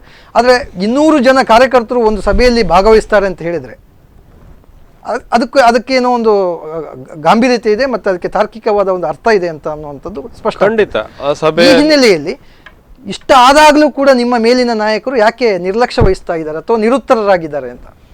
ಇಲ್ಲ, ಗೊತ್ತಿಲ್ಲ. ನೋಡಿ, ಅವರು ಯಾಕೆ ಉತ್ತರ ಕೊಡ್ತಾ ಇಲ್ಲ, ಅವರು ಯಾಕೆ ಸ್ಪಂದಿಸ್ತಾ ಇಲ್ಲ ಅನ್ನುವಂಥದ್ದು ಅವರವರಿಗೆ ಬಿಟ್ಟಂಥ ವಿಚಾರಗಳು. ಇದು ಕುಂದಾಪುರಕ್ಕೆ ಏನು ಹೊಸ್ತಲ್ಲ. ಇವತ್ತು ಈಗ ರಾಜ್ಯದಲ್ಲಿಯೂ ಕೂಡ ಒಂದಷ್ಟು ಬೆಳವಣಿಗೆಗಳು ತಾವು ನೋಡ್ತಾ ಇದ್ದೀರಿ, ನಾನು ಅದನ್ನು ಇಲ್ಲಿ ಪ್ರಸ್ತಾಪ ಮಾಡಲಿಕ್ಕೆ ಇಚ್ಛೆ ಪಡೋದಿಲ್ಲ. ಬಟ್ ನಾವು ಕುಂದಾಪುರದವರಿಗೆ ನಮ್ಮ ಇಚ್ಛೆ ಏನಿದೆ ಕೇಳಿದರೆ, ಒಂದಷ್ಟು ಜನ ನನಗೆ ಫೋನ್ ಮಾಡ್ತಾರೆ, ಮತ್ತು ಇನ್ನು ನಮ್ಮ ಉಳಿದಂಥ ನಾಯಕರು ರಾಜೇಶ್ ಕಾವೇರಿ ಇರ್ಬೋದು ಅಥವಾ ಬೇರೆ ಬೇರೆ ಯಾರೋ ಇರ್ಬೋದು, ಅವರೆಲ್ಲರಿಗೂ ಕೂಡ ಫೋನ್ ಮಾಡ್ತಾರೆ. ಫೋನ್ ಮಾಡಿ ನಮಗೆ ಈ ಪಕ್ಷ ಬೇಡ, ನಾವಿನ್ನು ಬಿಡ್ತೇವೆ ಅಂದರೆ ಬೇರೆ ಪಕ್ಷಕ್ಕೆ ಸೇರ್ತೇವೆ ಅಂತ ಅದರ ಅರ್ಥ ಅಲ್ಲ, ನೋವಿನಿಂದ. ಅಂದರೆ ಹಂತ ಹಂತವಾಗಿ ಅವರನ್ನು ತುಳಿಯಲ್ಪಟ್ಟಾಗ ಎಲ್ಲರೂ ಕೂಡ ಪಕ್ಷದಲ್ಲಿ ಕೆಲಸ ಮಾಡೋದು, ನಾನೊಂದು ಮನೆ ಕಟ್ಟಬೇಕು, ನನ್ನ ಮಗಳಿಗೆ ಮದುವೆ ಮಾಡಬೇಕು ಮತ್ತು ಏನೋ ಉದ್ದೇಶ ಇಟ್ಕೊಂಡಲ್ಲ, ರಾಜಕಾರಣದ ಒಂದು ಹವ್ಯಾಸ. BJPಯಲ್ಲಂತೂ ಹವ್ಯಾಸವೇ, ವೃತ್ತಿ ಅಲ್ಲ. ಬೇರೆ ಪಕ್ಷದಲ್ಲಿ ಕೆಲವರು ವೃತ್ತಿಯ ರಾಜಕಾರಣ ಆಗಿದೆ. ನಮ್ಮ BJPಯಲ್ಲಿ ರಾಜಕಾರಣ ಅಂತದ್ದು ಕೇವಲ ಹವ್ಯಾಸ ಮಾತ್ರ. ಆ ಹವ್ಯಾಸದ ಜೊತೆಗೆ ಒಂದಷ್ಟು ವ್ಯಯ ಕೂಡ ಮಾಡಬೇಕಾಗ್ತದೆ ಆರ್ಥಿಕವಾಗಿ. ಅಷ್ಟು ಮಾಡಿಕೊಂಡು ಸಂಘಟನೆ ಮಾಡಿದಾಗ ಎಲ್ಲೋ ಒಂದಷ್ಟು ಜನ ನಮ್ಮೊಟ್ಟಿಗೆ ಬರ್ತಾರೆ, ಸೇರ್ತಾರೆ ಅಂತೇಳಿ ಹೇಳಿದಾಗ, ನಾವು ಮೂಲೆ ಗುಂಪು ಆಗ್ತೇವೆ ಅಂತೇಳಿ ಹೇಳಿದಾಗ ಅವರ ನೋವು ಸಹಜ. ನಮ್ಮ ಹತ್ರ ಬರ್ತಾರೆ, ಕೇಳ್ತಾರೆ, ಅದಕ್ಕೆ ನಾವು ಪಾರ್ಟಿ ಬಿಡ್ತೇವೆ ಅಂತೇಳಿ ಹೇಳಿದರು. ನೀವು ಹಾಗೆ ಮಾಡಬಾರ್ದು, ನಾವನ್ನೆಲ್ಲ ಕೂತು ಚರ್ಚೆ ಮಾಡಿ ಒಂದು ನಿರ್ಣಯಕ್ಕೆ ಬರುವ ಅಂತೇಳಿ ಹೇಳಿ ನಾವು ಮಾತಾಡಿದ್ದೇವೆ, ಎಲ್ಲರನ್ನು ಕೂಡ ಕರೆದು ಮಾತಾಡಿದ್ದೇವೆ. ಇನ್ನೀಗ ರಾಜ್ಯದ ನಾಯಕರು ಯಾಕೆ ಮಾತಾಡ್ತಾ ಇಲ್ಲ ನನಗೆ ಗೊತ್ತಿಲ್ಲ. ಇವತ್ತಿನ ಸಭೆಯಲ್ಲಿ ಒಬ್ಬರು ಹೇಳ್ತಾ ಇದ್ರು, ವಿಕ್ಟ್ರಿ ಈಸ್ ಅಲ್ಟಿಮೇಟ್ ಅಂತ. ಗೆಲುವೇ ರಾಜಕೀಯಕ್ಕೆ ನಿರ್ಣಾಯಕ, ಅದು ಒಂದು ಹಂತ ಮಾತ್ರ. ಕಿಶೋರ್ ಅವರೇ, ಈಗ ನಮ್ಮ ಮಾಜಿ ಕುಂದಾಪುರ ಕ್ಷೇತ್ರ BJP ಅಧ್ಯಕ್ಷ ರಾಜೇಶ್ ಕಾವೇರಿ ನಮ್ಮ ಜೊತೆಗೆ ಸಂಪರ್ಕದಲ್ಲಿದ್ದಾರೆ. ರಾಜೇಶ್ ಕಾವೇರಿ ಅವರೇ, ನಮಸ್ಕಾರ. ಈಗ ನಾವೊಂದು ವಿಶೇಷ ಕಾರ್ಯಕ್ರಮ ಕರೆಂಟ್ ಅಫೇರ್ಸ್ನಲ್ಲಿ ಮಾತಾಡ್ತಾ ಇದ್ದೇವೆ ನಿಮ್ಮ ಜೊತೆ. ಕುಂದಾಪುರದಲ್ಲಿ ಏನು ಅತ್ಯಂತ ಬಲಿಷ್ಠವಾಗಿರತಕ್ಕಂಥ ರಾಷ್ಟ್ರೀಯ ರಾಜಕೀಯ ಪಕ್ಷ ಒಂದಿದ್ರೆ ಅದು BJP ಅನ್ನುವಂಥ ಒಂದು ಹೆಸರಿದೆ. ನಿಮ್ಮ BJPಯಲ್ಲಿ ಏನು ಇತ್ತೀಚಿನ ಕೆಲವು ವರ್ಷಗಳಿಂದ, ಅದು ಈಗ ಇತ್ತೀಚಿನ ದಿನಗಳಿಗೆ ಜಾಸ್ತಿ ಆಗಿದೆ ಅಂತ ಅನಿಸುತ್ತೆ, ಏನೋ ಒಂದು ಅಸಮಾಧಾನದ ಹೊಗೆ ಆಡ್ತಾ ಇದೆ. ಇದರ ಬಗ್ಗೆ ತಮ್ಮ ಅಭಿಪ್ರಾಯ ಏನು ಅಂತ? ತಾವೀಗ ನೂತನವಾದ ಒಂದು ರಾಜ್ಯದ ಅಧ್ಯಕ್ಷ ಸ್ಥಾನದ ನಂತರ, ಯಡಿಯೂರಪ್ಪನವರು ಅಧ್ಯಕ್ಷರಾದ ನಂತರ ತಾವು ಉಡುಪಿ ಜಿಲ್ಲಾ ಹಿಂದುಳಿದ ವರ್ಗಗಳ ಅಧ್ಯಕ್ಷರಾಗಿದ್ರಿ. ತಮ್ಮ ಅಭಿಪ್ರಾಯ ಏನು ಸರ್, ನಿಮ್ಮ ಪಕ್ಷ ಕ್ಷೇತ್ರದ ಕಾರ್ಯಕರ್ತರ ಏನು ಅಸಮಾಧಾನಕ್ಕೆ? ನಾನು ಹೇಳುದಿಷ್ಟೇ, ಒಂದು ಸಮಯದಲ್ಲಿ ಪಕ್ಷಕ್ಕೆ ತೊಂದರೆ ಆದಾಗ ಯಾವ ಉದ್ದೇಶವನ್ನ ಇಟ್ಟುಕೊಂಡು ಈ ಪಕ್ಷವನ್ನ ಕಟ್ಟಿದ್ದಾರೆ ಹಿಂದಿನವರು, ಅದೇ ಉದ್ದೇಶವನ್ನ ನಮ್ಮ ಇಡೀ ಕ್ಷೇತ್ರದ ಕಾರ್ಯಕರ್ತರು ಒಗ್ಗೂಡಿ ಒಂದು ಚುನಾವಣೆಯನ್ನ ನಡೆಸಿದ್ದೇವೆ.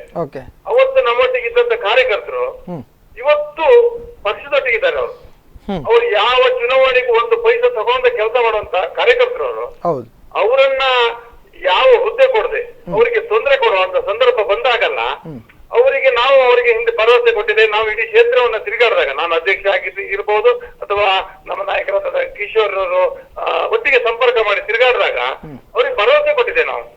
ನಾವೆಲ್ಲ ಒಟ್ಟಿಗೆ ಪಕ್ಷದಲ್ಲಿ ಇರ್ಬೇಕು, ಈ ಪಕ್ಷದಲ್ಲಿ ಒಳ್ಳೆ ಕೆಲಸ ಮಾಡಬೇಕು, ಯಾರಿಗೆಲ್ಲ ಅವಕಾಶಗಳಿದೆ ನೀವು ಮುಂದೆ ಜಿಲ್ಲೆಗೆ ರಾಜ್ಯಕ್ಕೆ ಹೋಗುವಂತ ಸಂದರ್ಭಗಳು ಬಂದಾಗೆಲ್ಲ ಒಳ್ಳೆ ಹುದ್ದೆಗಳನ್ನ ಅಲಂಕರಿಸಬೇಕು ಅನ್ನೋಂತ ಮಾತು ಕೊಟ್ಟಿದ್ದೇವೆ.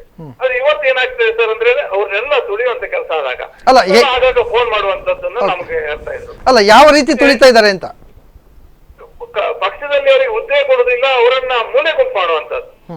ಈಗ ಪಕ್ಷಕ್ಕೆ ಹಿಂದೆ ಮೊನ್ನೆ ಚುನಾವಣೆ ಆ ಸಂದರ್ಭದಲ್ಲಿ ಪಕ್ಷಕ್ಕೆ MLA ಅಭ್ಯರ್ಥಿ ಇಲ್ಲಿದಾಗ ಏನ್ ಕಿಶೋರ್ ನಾನು MLA ಇರುತ್ತೆ ಅಂತ ಹೇಳಲೇ ಇಲ್ಲ ಅವರು ನಾನು ಮತ್ತೆ ಹಿರಿಯರು ಪಕ್ಷಕ್ಕೆ ಒಂದು ಶಾಸಕರಾಗಿ ನಿಲ್ಬೇಕು ಅನ್ನುವಂತ ಯಾರನ್ನೆಲ್ಲ ಹೋಗ್ತಾ ಇದ್ದೇವೆ. ಆ ಸಂದರ್ಭದಲ್ಲಿ ಪಕ್ಷದ ಹಿರಿಯರು ಜಿಲ್ಲಾ ಮುಖಂಡರು ಕೂತ್ಕೊಂಡು ಕಿಶೋರ್ ನೀವೇ ನಿಲ್ಬೇಕು ಚುನಾವಣೆಗೆ ಅಂದಾಗ ಅವ್ರು ಇಲ್ಲ ಅಂದಿದ್ರು. ಅಂತ ಸಂದರ್ಭದಲ್ಲೂ ಕಿಶೋರ್ ಆಯ್ತು ಅಂತ ಒಪ್ಕೊಂಡು ಪಕ್ಷಕ್ಕೋಸ್ಕರ ಹೋಗಿ ನಿಂತಿದ್ರು. ನಮ್ಗೆ ಗೊತ್ತಿದೆ ಅವತ್ತಿನ ಎಲ್ಲ ಪಕ್ಷದ ಕಾರ್ಯಕರ್ತರಿಗೆ ಗೊತ್ತಿದೆ ಬಿಜೆಪಿ ಗೆಲ್ಲುವುದಿಲ್ಲ ಅಂತ. ಅಂತ ಸಂದರ್ಭದಲ್ಲೂ ಸಹ ಕಿಶೋರ್ ನಿಂತಿದ್ದಾರೆ. ಕಿಶೋರ್ ನಿಂತು ಚುನಾವಣೆ ಆಗಿದೆ. ಆ ಸಂದರ್ಭದಲ್ಲಿ ಇದ್ದಂತ ಎಲ್ಲ ಕಾರ್ಯಕರ್ತರನ್ನ ನಾವು ಒಗ್ಗೂಡಿಸ್ಕೊಂಡು ಅವ್ರಿಗೆ ಏನಾದ್ರು ಉದ್ಯೋಗ ಪಕ್ಷದಲ್ಲಿ ಕೆಲಸ ಮಾಡ್ಬೇಕಂತ ಸಂದರ್ಭದಲ್ಲಿ ಇವತ್ತು ಅವ್ರನ್ನ ಏನೋ ಹಿಂದೆ ಕಿಶೋರಿಗೂ ಸಹ ಇವತ್ತು ರಾಜ್ಯ ಮಟ್ಟದ ಹಿಂದೆ ಅವರಿಗೆ ಹುದ್ದೆ ಇತ್ತು, ಮೀನುಗಾರಿಕೆ ಪ್ರಕೋಷ್ಠದ ರಾಜ್ಯ ಸಂಚಾಲಕರು. ಇವತ್ತು ಅವರಿಗೆ ಆ ಹುದ್ದೆನೂ ಕೊಡದೆ ಯಾರಿಗೂ ಅವರೊಟ್ಟಿಗೆ ಇದ್ದರು ಎಲ್ಲರಿಗೂ ಒಂದು ಬೆರಳೆಣಿಕೆ ಕೆಲವರಿಗೆ ಹುದ್ದೆ ಕೊಟ್ಟದ್ದು ಬಿಟ್ರೆ ಮತ್ತೆ ಯಾರಿಗೆ ಹುದ್ದೆ ಕೊಡದೆ ಮೂಲೆ ಗುಂಪು ಮಾಡುವಂತ ಸಂದರ್ಭ ಬಂದಾಗ ನಾವೆಲ್ಲ ಒತ್ತೇರ್ಬೇಕಾದ ಸಂದರ್ಭಗಳು. ಆಗ ಅವರಿಗೆ ನಾವು ಕೊಟ್ಟಂತ ಹಿಂದೆ ಕೊಟ್ಟಂತ ಭರವಸೆ ಅವರು ನೀವು ಮೊನ್ನೆ ಹೇಳಿ ಹೋದ್ರಿ ಇವತ್ತು ಯಾರು ಇಲ್ಲ ಅಂತ ಕೇಳಬಾರ್ದಲ್ಲ. ಅವರು ಪಕ್ಷಕ್ಕೆ ಕೆಲಸ ಮಾಡಿದ್ರಲ್ಲ, ಅವರು ಏನು ತಗೊಳ್ದೆ ಅಂತ ಸಂದರ್ಭದಲ್ಲಿ ಅವ್ರನ್ನ ಒಟ್ಟುಗೂಡಿಸ್ಕೊಂಡು ನಿನ್ನೆ ಮಾತಾಡಿದ್ದು ಅದು ಪಕ್ಷ ವಿರೋಧ ಚಟುವಟಿಕೆ ಅಲ್ಲ. ಭಾರತೀಯ ಜನತಾ ಪಕ್ಷದ ಬ್ಯಾನ್ ರೆಡಿಯೇ ಕೂತದ್ದು ನಾವು ಯಾರಿಗೂ ಒಂದು ಧಿಕ್ಕಾರ ಹಾಕುವಂತ ಸಂದರ್ಭ ಬರಲಿಲ್ಲ. ಯಾರು ಆಗ್ತಾ ಕೆಲಸ ಮಾಡೋದಿಲ್ಲ ನಾವು. ಯಾಕಂದ್ರೆ ನಾವು ಡಾಕ್ಟರ್ ವಿ.ಎಸ್. ಆಚಾರ್ಯ ಏನ್ ಈ ಜಿಲ್ಲೆಯಲ್ಲಿ ಅವ್ರಿಗೆ ಅಭಿವೃದ್ಧಿ ಕೆಲಸ ಮಾಡಿದ್ದಾರೆ ಅವ್ರ ನೋಡ್ಕೊಂಡು ನಾವು ಕಲ್ತವ್ರು. ಅಟಲ್ ಬಿಹಾರಿ ವಾಜಪೇಯಿ ಅವರು ಈ ಪಕ್ಷಕ್ಕೆ ಏನ್ ಕೊಡುಗೆ ಕೊಟ್ಟಿದ್ರು ಅದನ್ನ ನೋಡ್ಕೊಂಡು ಕಲ್ತವ್ರು, ನಾವು ಬೇರೆಯವ್ರನ್ನ ನೋಡ್ಕೊಂಡು ಕಲ್ತಾರಲ್ಲ. ಓಕೆ ರಾಜೇಶ್ ಅವರೇ, ಈಗ ಏನು ಇವ್ರಿಗೆ ನಮ್ಮ ಕಿಶೋರ್ ಅವರಿಗೆ ಈ ಹಿಂದೆ ರಾಜ್ಯ ಪ್ರಕೋಷ್ಠದ ಅಧ್ಯಕ್ಷರ ಸ್ಥಾನವನ್ನು ಮೀನುಗಾರಿಕಾ ಪ್ರಕೋಷ್ಠದ ಅಧ್ಯಕ್ಷ ಸ್ಥಾನ ಕೊಟ್ಟಿದ್ರು. ಅದು ಕೊಟ್ಟಿರೋದು ರಾಜ್ಯ ಸರ್ಕಾರ ಕೊಟ್ಟಿರೋದು ಅದು, ಆಯ್ತಾ? ಭಾರತೀಯ ಜನತಾ ಪಕ್ಷ ಕೊಟ್ಟಿರೋದು. ಈಗ ಮತ್ತೆ ಪುನಃ ಅವರು ಯಾಕೆ ಅದನ್ನ ನಿರ್ಲಕ್ಷ್ಯ ಮಾಡ್ತಿದ್ದಾರೆ? ಇದೀಗ ಏನು ನೀವು ಹೇಳಿದ ಪ್ರಕಾರ ಕಿಶೋರ್ ಅವರು ಜಿಲ್ಲಾ ಮಟ್ಟದ ಆಗಲಿ ಅಥವಾ ಕ್ಷೇತ್ರ ಮಟ್ಟದ ನಾಯಕರಲ್ಲ. ಇದೀಗ ಅವರ ಎದುರಿಗೆ ನಾವು ಮುಖಸ್ತುತಿ ಮಾಡುತ್ತಾ ಇರುವ ವಿಚಾರ ಅಲ್ಲ, ಅವರು ರಾಜ್ಯ ಮಟ್ಟದ ನಾಯಕರು. ಅವ್ರನ್ನ ಯಾಕೆ ಒಂದು ಥರ ಮೂಲೆ ಗುಂಪು ಮಾಡ್ತಾ ಇದ್ದಾರೆ? ಏನು ರಾಜ್ಯ ನಾಯಕರೆಲ್ಲ ಎಲ್ಲ ಬದಲಾಗಿ ಹೋಗಿಬಿಟ್ಟಿದ್ದಾರೆ? ಅವರಿಗೆ ಏನು ಗೊತ್ತಿಲ್ವಾ? ಕುಂದಾಪುರದ ಬಗ್ಗೆ ಆಗಲಿ, ಉಡುಪಿ ಜಿಲ್ಲೆ ಬಗ್ಗೆ ಆಗಲಿ, ಇಡೀ ನಮ್ಮ ರಾಜ್ಯದ ಇತರ ಜಿಲ್ಲೆಗಳ ಬಗ್ಗೆ ಏನು ಗೊತ್ತಿಲ್ವಾ? ಯಾರು ಹಿರಿಯ ಕಾರ್ಯಕರ್ತರಿದ್ದಾರೆ, ಯಾರು ನಾಯಕರಿದ್ದಾರೆ ಅಂತ ಗೊತ್ತಾಗಲ್ವಾ ಅವ್ರಿಗೆ? ಇದೇ ಪ್ರಶ್ನೆ ನಾವು ಕೇಳಬೇಕಾಗಿದೆ. ಇವತ್ತು ನೀವೇನ್ ಕೇಳಿದ್ರಿ ನಾವು ಕೇಳಬೇಕಾಗಿದೆ. ಯಾಕಂದ್ರೆ ಇವತ್ತು ನಿನ್ನೆ ನಾವು ಸೇರಿಸು ಈಗ ಈ ಜಿಲ್ಲೆಯ ಅಧ್ಯಕ್ಷರು ಅಥವಾ ಕ್ಷೇತ್ರದ ಅಧ್ಯಕ್ಷರು ಅಧಿಕಾರ ತಗೊಂಡು ಹತ್ತತ್ರ 7 ತಿಂಗಳಾಯ್ತು. 2 ತಿಂಗಳಿಂದ ಜಿಲ್ಲೆಗೆ ರಾಜ್ಯಕ್ಕೆ ಸಂಪರ್ಕ ಮಾಡ್ತಾ ಇದ್ದೇವೆ. ಎಲ್ಲೂ ಇದು ಶಿಸ್ತಿನ ಪಕ್ಷ ನೀವೇ ಹೇಳಿದ್ರಿ. ಹಾಗಾಗಿ ಶಿಸ್ತು ಉಲ್ಲಂಘನೆ ಆಗ್ಬಾರ್ದು ಅನ್ನುವಂತ ವಿಷಯದಿಂದ ಒಳಗೆ ಇಟ್ಕೊಂಡಿದ್ದೆ ನಾವು. ಎಲ್ಲಾ ಸಮಸ್ಯೆಗಳನ್ನ ಎಲ್ಲ ನೋವುಗಳನ್ನ ನಮ್ಮ ಎಲ್ಲಾ ಕಾರ್ಯಕರ್ತರು ನಮ್ಮ ಒಳಗೆ ಇಟ್ಕೊಂಡಿದ್ರು. ನಿನ್ನೆ ಅದು ಉಲ್ಬಣವಾಗಿ ಹೊರ ಬಂದಿದೆ. ನಾವು ಎಲ್ಲ ಜಿಲ್ಲೆಗೆ ಕೇಳಿದ್ವಿ, ರಾಜ್ಯಕ್ಕೆ ಕೇಳಿದ್ವಿ, ಯಾಕೆ ಕಿಶೋರಿಗೆ ಹೀಗೆ ಮಾಡ್ತಾ ಇದ್ದೀರಿ? ಕಿಶೋರಿಗೆಲ್ಲ ಮತ್ತೆ ಉಳಿದವರಿಗೆ ಯಾಕೆ ಮಾಡ್ತಾ ಇದ್ರಿ? ಪಕ್ಷಕ್ಕೆ ಏನು ಅನ್ಯಾಯ ಆಗಿದೆ? ಇದನ್ನ ಕೇಳಿದ್ರು ಯಾರು ಉತ್ತರ ಕೊಡೋ ಸ್ಥಿತಿಯಲ್ಲಿ ಕುಂದಾಪುರಕ್ಕೆ ಇಲ್ಲ. ಏನ್ ಹೇಳ್ತಾರೆ? ಉತ್ತರ ಏನ್ ಹೇಳ್ತಾರೆ? ಏನಾದ್ರೂ ಒಂದು ಉತ್ತರ ಕೊಡ್ಬೇಕಲ್ಲ. ಕೇಳ್ತಾ ಇದ್ರಿ. ನಾವು 2 ತಿಂಗಳಿಂದ ಫಾಲೋಅಪ್ ಮಾಡಿ ನಿನ್ನೆ ಅದನ್ನ ಒಂದು ವೇದಿಕೆಯಲ್ಲಿ ಕೂತ್ಕೊಂಡು ಮಾತಾಡೋದು. ನಿಮ್ಮ ಕ್ಷೇತ್ರದ ಸಂಸದರಿದ್ದಾರಲ್ಲ ನಿಮ್ಮ ಜೊತೆ, ನಾವು ನಿನ್ನೆ ಕೂತ್ಕೊಳ್ಳಿಕ್ಕೆ ಸುಮ್ಮನೆ ಕೂತ್ಕೊಂಡವರಲ್ಲ ನಾವು. ನಮ್ಗೆ ರಾಜ್ಯದ ಸೂಚನೆ ಇದೆ, ಜಿಲ್ಲೆಯ ಸೂಚನೆ ಇದೆ. ಅವ್ರ ಹತ್ರ ಒಪ್ಪಿಗೆ ತಗೊಂಡೇ ಮಾಡಿದ್. ಅದ್ರಲ್ಲಿ ಏನು ಅವರನ್ನು ಧಿಕ್ಕರಿಸಿ ಮಾಡುವಂತ ಸಭೆ ಅಲ್ಲ ನಿನ್ನೆದು. ಅಲ್ಲ, ನಾನು ಕೇಳ್ತಿರೋದು ಈಗ MP ಕೂಡ ನಿಮ್ಮವರಿದ್ದಾರೆ, MLA ನಿಮ್ಮವರಿದ್ದಾರೆ. ಏನು ಸಮಸ್ಯೆ ಏನು ಅವರಿಗೆ? ನಿಮ್ಮ ಸಮಸ್ಯೆಗಳನ್ನ ಕೇಳ್ಕೊಳ್ಳಿಕ್ಕೆ ಏನು ತಾಳ್ಮೆ ಯಾಕಿಲ್ಲ ಅಂತ, ಅಷ್ಟು ನಿರ್ಲಕ್ಷ್ಯ ಯಾಕೆ ಅಂತ ಕೇಳ್ತಿರೋದು. ನೀವೀಗ ಮಾಜಿ ಅಧ್ಯಕ್ಷರಾಗಿದ್ದೀರಿ, ಅದಕ್ಕೆ ಕೇಳ್ತಾ ಇದ್ದೀನಿ ನಾನು ನಿಮ್ಮ ಹತ್ರ.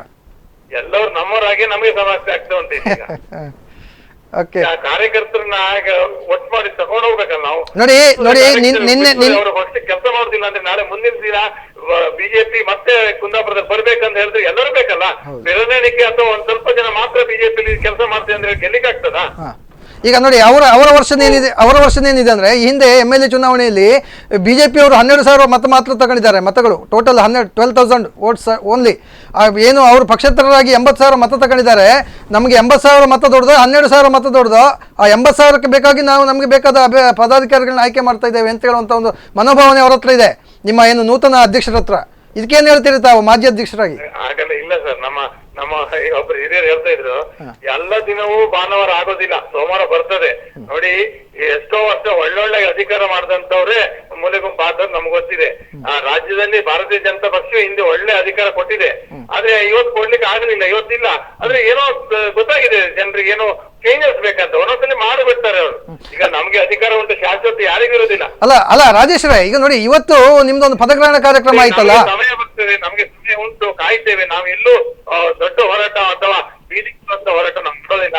ಪಕ್ಷದ ಹಿರಿಯರನ್ನ ಕೇಳ್ತೇವೆ. ನಮ್ಗೆ ಪಕ್ಷದ ಹಿರಿಯರಿದ್ದಾರೆ, ನಮ್ಮ ಪಕ್ಷಕ್ಕೆ ಹಿರಿಯರಿದ್ದಾರೆ. ನಮ್ಮ ಕಾರ್ಯಕರ್ತರ ನೋವನ್ನ ಹಿರಿಯರು ಅದು ಕೇಳೇ ಕೇಳ್ತಾರೆ. ಅಲ್ಲ, ನಾನು ಕೇಳ್ತಿರೋದು ಏನಂದ್ರೆ, ನೀವು ಎಲ್ಲ ಹೇಳೋದು ಸರಿ, ನಿಮ್ಗೆ ಅಸಮಾಧಾನ ಇದೆ, ಅದು ಸರಿ. ಆಚೆಗಡೆ ಖುಷಿ ಇದೆ, ಅದು ಸರಿ. ಆದರೆ ನಾನು ಹೇಳ್ತಾ ಇರೋದು, ಈ ಖುಷಿಯ ಭರದಲ್ಲಿ ಇನ್ನು ಅಸಮಾಧಾನ ಇದ್ದವರ ಮೇಲೆ ಹಲ್ಲೆ ಮಾಡಲಿಕ್ಕೆ ಮುಂದಾಗೋದು, ಇದು ನೂಕಾಟಕ್ಕೆ ಮುಂದಾಗೋದು, ಅವಾಚ್ಯವಾಗಿ ನಿಂದನೆ ಮಾಡುವಂಥದ್ದು ನಿಮ್ಮ ಪಕ್ಷದಲ್ಲಿ ಹೇಳಿಕೊಟ್ಟಿದೆಯಾ ನಿಮ್ಮ ಹೈಕಮಾಂಡ್ ಅಂತ ಕೇಳ್ತಾ ಇದ್ದೆ ನಾನು ಇವತ್ತು. ಯಾಕಂದರೆ ಇದು ಯಾಕೆ ಕೇಳ್ತಿದ್ದೆ ಅಂದರೆ, ಇವತ್ತೊಂದು ನಿಮ್ಮ ಪದಗ್ರಹಣ ಕಾರ್ಯಕ್ರಮದ ನಂತರ ಒಂದು ಘಟನೆ ಆಗಿದೆ ನಿಮ್ಮ ಕಚೇರಿಯ ಎದುರಿಗೆ. ಅದು ಅವಾಚ್ಯ ಶಬ್ದಗಳ ನಿಂದನೆ ಆಗಿದೆ ಅಲ್ಲಿ. ಇಂಥ ಒಂದು ವ್ಯವಸ್ಥೆ ಹೀಗೆ ಮುಂದುವರೆದ್ರೆ ಏನಾಗಬಹುದು ಅಂತ. ಯಾರಿಗೆ ಈ ಪಕ್ಷದ ಭದ್ರತೆ ಇಲ್ವೋ, ಯಾರಿಗೆ ಈ ಪಕ್ಷ ಶಿಸ್ತು ಗೊತ್ತಿಲ್ವೋ ಅವರಿಗೆಲ್ಲ ಅಧಿಕಾರ ಕೊಟ್ಟಾಗ ಹೀಗೆ ಆಗೋದು. ನಾವು 3 ವರ್ಷಗಳ ಕಾಲ ಅಧಿಕಾರವನ್ನು ಮಾಡಿದ್ದೇವೆ. ಹಿಂದೆ ಯುವ ಮೋರ್ಚೆ ಕೆಲಸ ಮಾಡಿದ್ದೇನೆ, ಹಿಂದೆ ಪ್ರಧಾನ ಕಾರ್ಯದರ್ಶಿ ಕೆಲಸ ಮಾಡಿದ್ದೇನೆ. ಎಲ್ಲೂ ಒಬ್ಬ ವ್ಯಕ್ತಿಗೆ, ಒಬ್ಬ ಕಾರ್ಯಕರ್ತರಿಗೆ ಗಂಭೀರವಾಗಿ ಮಾತಾಡೋದು ನಾನು ಇಲ್ಲ, ಕಿಶೋರ್ ಇಲ್ಲ. ಇವತ್ತು ಅದ್ರ ಬಗ್ಗೆ ಯಾವ್ದು ಕೇಳಿ ನಾವು ಮಾತಾಡಿದ ಆರೋಪ ನಮ್ಮ ಬಗ್ಗೆ ಇಲ್ಲ. ಅದು ಇವತ್ತಿನ ಜನ ಹಾಗೆ ಮಾಡ್ತಾರೆ. ಅವರಿಗೆ ಪಕ್ಷದ ಭದ್ರತೆ ಇಲ್ವೋ ಅಥವಾ ಶಿಸ್ತು ಗೊತ್ತಿಲ್ವೋ, ಒಟ್ಟಾರೆ ಇವತ್ತು ಬಂದ್ರು, ಅಧಿಕಾರ ತಗೊಂಡ್ರು, ಎಲ್ಲರ ಹಿತದ ಹಿರಿಯರಿಗೆಲ್ಲ ಗೌರವವಾಗಿ ಮಾತಾಡುವಂತದ್ದು. ಇದು ಹೆಚ್ಚಿನಿಂದ ಇಲ್ಲೋದಿಲ್ಲ, ಇದು ಹೆಚ್ಚಿನಿಂದ ಯಾರು ಸಹಿಸೋದಿಲ್ಲ. ಅಲ್ಲಲ್ಲ, ಈಗ ನಾನು ಕೇಳ್ತಾ ಇರೋದು, ಈಗ ಒಟ್ಟಾರೆಯಾಗಿ ಈಗ ನಿನ್ನೆಯ ಸಭೆಯ ನಂತರದ ಬೆಳವಣಿಗೆಗಳು, ನಿಮ್ಮ ಏನು ಸಮಾನ ಮನಸ್ಕರ ಬೆಳವಣಿಗೆಗಳ ತೀರ್ಮಾನ ಏನು ಅಂತ. ತೀರ್ಮಾನವನ್ನ ಜಿಲ್ಲಾ ಬಿಜೆಪಿ, ರಾಜ್ಯ ಬಿಜೆಪಿ ಗಮನಕ್ಕೆ ಹೋಗ್ತಾ ಇದೆ. ಅವರು ಹಿರಿಯರು ಕುತ್ಕೊಂಡು, ನಾನು ಆಗ್ಲೇ ಹೇಳಿದೆ, ನಮ್ಮ ಪಕ್ಷದ ಹಿರಿಯರು ಏನೆಲ್ಲ ಹೇಳ್ತಾರೋ ಅದನ್ನ ನಾವು ಕಾರ್ಯಕರ್ತರು ಅಥವಾ ನಾವು ಮಾಡ್ತೇವೆ, ಅದ್ರಲ್ಲಿ ಏನೂ ಇಲ್ಲ.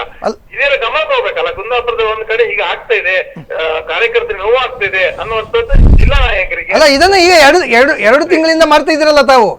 ಈಗ ನಾಳೆ ಇವತ್ತು ಕೂಡ ನಿನ್ನೆಯ ಸಭೆಯ ನಿರ್ಣಯವನ್ನು ಇವತ್ತು ಕಳಿಸಿ ನೀವು ಕೊಟ್ಟು, ಅವರು ಅದಕ್ಕೆ ನಿರ್ಲಕ್ಷ್ಯ ಉತ್ತರ ಕೊಡದೇ ಇದ್ರೆ ತಾವೇನ್ ಮುಂದೆ ಕ್ರಮ ತಗೊಳ್ತೀರಿ ಅಂತ ನೀವು ಪಕ್ಷ ತೋರಿತೀರಾ ಅಥವಾ ಪಕ್ಷದಲ್ಲಿ ಇದ್ಕೊಂಡು ಒಟ್ಟಾಗಿ ಚರ್ಚೆ ಮಾಡ್ತೇವೆ. ನಾವು ಇದ್ದೇವೆ, ಒಂದು ತುಂಬಾ ಜನ ಇದ್ದೇವೆ, ಒಟ್ಟಾಗಿ ಚರ್ಚೆ ಮಾಡ್ತೇವೆ. ಆದ್ರೆ ನಮ್ಗೆ ನಂಬಿಕೆ ಇದೆ, ನಮ್ಗೆ ಭರವಸೆ ಇದೆ, ನಮ್ಮ ನಾಯಕರು ನಮಗ್ ಬಿಟ್ಟು ಹಾಕೋದಿಲ್ಲ. ನಾವು ಹಿಂದೆ 3 ವರ್ಷ ಅಥವಾ ಅದಕ್ಕೆ ಹಿಂದೆ ಪಕ್ಷ ಕೆಲಸ ಮಾಡುವಾಗ ಹಿರಿಯ ನಾಯಕರ ಆಶೀರ್ವಾದ ಇದ್ದೇ ನಾವು ಕೆಲಸ ಮಾಡಿದ್ವಿ ಪಕ್ಷದಲ್ಲಿ ಬೆರಳೆಣಿಕೆ ವ್ಯಕ್ತಿಗಳಿದ್ದಾಗ ನಮ್ಮೊಟ್ಟಿಗೆ ರಾಜ್ಯ ಭಾರತೀಯ ಜನತಾ ಪಕ್ಷ ಇತ್ತು. ಅವತ್ತಿನ ರಾಜ್ಯ ನಾಯಕರು ನಮ್ಗೆ ಭರವಸೆ ಕೊಟ್ಟಿದ್ರು. ಅಲ್ಲ, ಅವತ್ತು ಪಕ್ಷದ ಧ್ವಜವನ್ನು ಕೂಡ ಸುಟ್ಟಾಕಿದ್ರು ಕೆಲವರು. ಬಿಜೆಪಿ ಇದೆ, ರಾಜ್ಯ ಬಿಜೆಪಿ ಇವತ್ತು ನಮ್ಮೊಟ್ಟಿಗೆ ಇದೆ. ರಾಜ್ಯ ಬಿಜೆಪಿ ಹೇಳ್ತಾ ಇದ್ದಾರೆ, ನೀವು ಕೆಲಸ ಮಾಡಿ, ನಿಮ್ಮೊಟ್ಟಿಗೆ ನಾವಿದೆ. ಇವತ್ತು ನಿಮ್ಮ ಕಾಲ ಅಲ್ದಿದ್ರು ಮುಂದಿನ ನಿಮ್ಮ ಕಾಲ, ನಿಮಗೆ ಸಮಯ ಇದೆ, ನಿಮ್ಮ ಸಂದರ್ಭ ಇದೆ. ಎಲ್ಲೂ ಗೊಂದಲ ವಾತಾವರಣಕ್ಕೆ ಹೋಗ್ಬೇಡಿ, ಎಲ್ಲೂ ಶಿಸ್ತನ್ನ ಉಲ್ಲಂಘನೆ ಮಾಡಬೇಡಿ ಅನ್ನುವಂಥದ್ದು ನಮ್ಗೆ ಹೇಳಿಕೊಟ್ಟಿದ್ದಾರೆ. ನಾವು ಕರ್ತದೋದೆ. ಹಾಗಾಗಿ ನಮ್ಮೊಟ್ಟಿಗಿದ್ದಂತ ಕಾರ್ಯಕರ್ತರು ಎಲ್ಲೂ ಯಾರೊಟ್ಟಿಗೂ ಜಗಳಕ್ಕೆ ಹೋಗುದಿಲ್ಲ, ಹೋರಾಟಕ್ಕೆ ಹೋಗುದಿಲ್ಲ. ಪಕ್ಷದಲ್ಲಿ ಏನು ಓದಬೇಕು ಅಥವಾ ಪಕ್ಷದಲ್ಲಿ ಹೇಗಿರ್ಬೇಕು ಅನ್ನೋದು ನಾವು ಕಲ್ತ್ಕೊಂಡಿದ್ದೇವೆ. Okay, thank you Rajesh Kaveri ಅವರೇ, ಥ್ಯಾಂಕ್ ಯು ತಮ್ಮ ಅಭಿಪ್ರಾಯಗಳನ್ನ ಹೇಳಿಕೊಡೋದಕ್ಕೆ.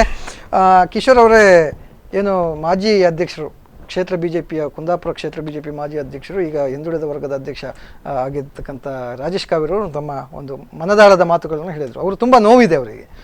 ಜೊತೆಗಿದ್ದವರನ್ನು ಬಿಟ್ಟು ಹಾಕುವಂಥ ಒಂದು ವ್ಯವಸ್ಥೆಗೆ ನಾನು ಯಾವತ್ತೂ ಹೋಗೋದಿಲ್ಲ, ನಮ್ಮ ಜೊತೆಗೆ ಯಾವತ್ತು ಪಕ್ಷ ಬಿದ್ದು ಹೋಗುವ ಸಂದರ್ಭದಲ್ಲಿ ಪಕ್ಷವನ್ನು ಗಟ್ಟಿ ಮಾಡಲಿಕ್ಕೆ ಕೈ ಕೊಟ್ಟವರು ನಮ್ಮ ಕಾರ್ಯಕರ್ತರು, ಅವರಿಗೆ ಮೋಸ ಆಗೋದಾದರೆ ನಾವು ಅದನ್ನು ಬಿಡೋದಿಲ್ಲ ಅನ್ನುವಂಥ ಒಂದು ಅಭಿಪ್ರಾಯ ನೀಡಿದ್ದಾರೆ. ಎಲ್ಲೋ ಒಂದು ಕಡೆ ಅವರಿಗೆ ಕಿಶೋರ್ ಕುಮಾರ್ ಮಾತ್ರ ಅಲ್ಲ, ಬೇರೆ ಕಾರ್ಯಕರ್ತರಿಗೂ ಕೂಡ ಸರಿಯಾದ ಗುರುತಿಸುವಿಕೆ ಸಿಗ್ತಾ ಇಲ್ಲ ಅನ್ನುವಂಥ ಒಂದು ನೋವಿದೆ. ಬಹುಶಃ ಅದೇ ಕಾರಣಕ್ಕೆ ನಿನ್ನೆ 200 ಜನ ಕೂಡ ಸೇರಿದ್ದೀರಿ ನೀವು. ಇವತ್ತಿನ ಬೆಳವಣಿಗೆಯಲ್ಲಿ ಸ್ವಲ್ಪ ಅದು ಉದ್ರೇಕಕಾರಿಯ ಒಂದು ಭಾವನೆಗಳಿಗೆ ಅವಕಾಶ ಮಾಡಿಕೊಡುವಂಥ ಸಂದರ್ಭವೂ ಇತ್ತು. ನೋಡಿ ಜಯಶೇಖರ್ ಅವರೇ, ನನ್ನ ಒಂದು ವಿಚಾರವನ್ನು ಹೇಳಲಿಕ್ಕೆ ಇಚ್ಛೆ ಪಡ್ತೇನೆ. ಇವತ್ತಿನ ರಾಜಕಾರಣದ ವ್ಯವಸ್ಥೆ ಹೇಗಾಗಿದೆ ಕೇಳಿದರೆ,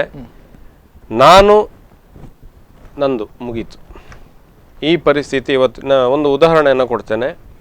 ಇವತ್ತು MP ಆದಂತಹ ಶೋಭಾ ಕರಂದ್ಲಾಜೆ ಅವರು ರಾಜ್ಯದ ಪ್ರಧಾನ ಕಾರ್ಯದರ್ಶಿ, BJP ಪ್ರಧಾನ ಕಾರ್ಯದರ್ಶಿ ಆದಂಥ ಶೋಭಾ ಕರಂದ್ಲಾಜೆ ಅವರನ್ನು ರಾಜಕೀಯಕ್ಕೆ ಮುಂಚೂಣಿಗೆ ತಂದದಿದ್ದರೆ ಅದು AG ಕೊಡ್ಗಿ ಅವರು. ನಾವು ನೆನ್ಪಿಡ್ಬೇಕು ಇದನ್ನು.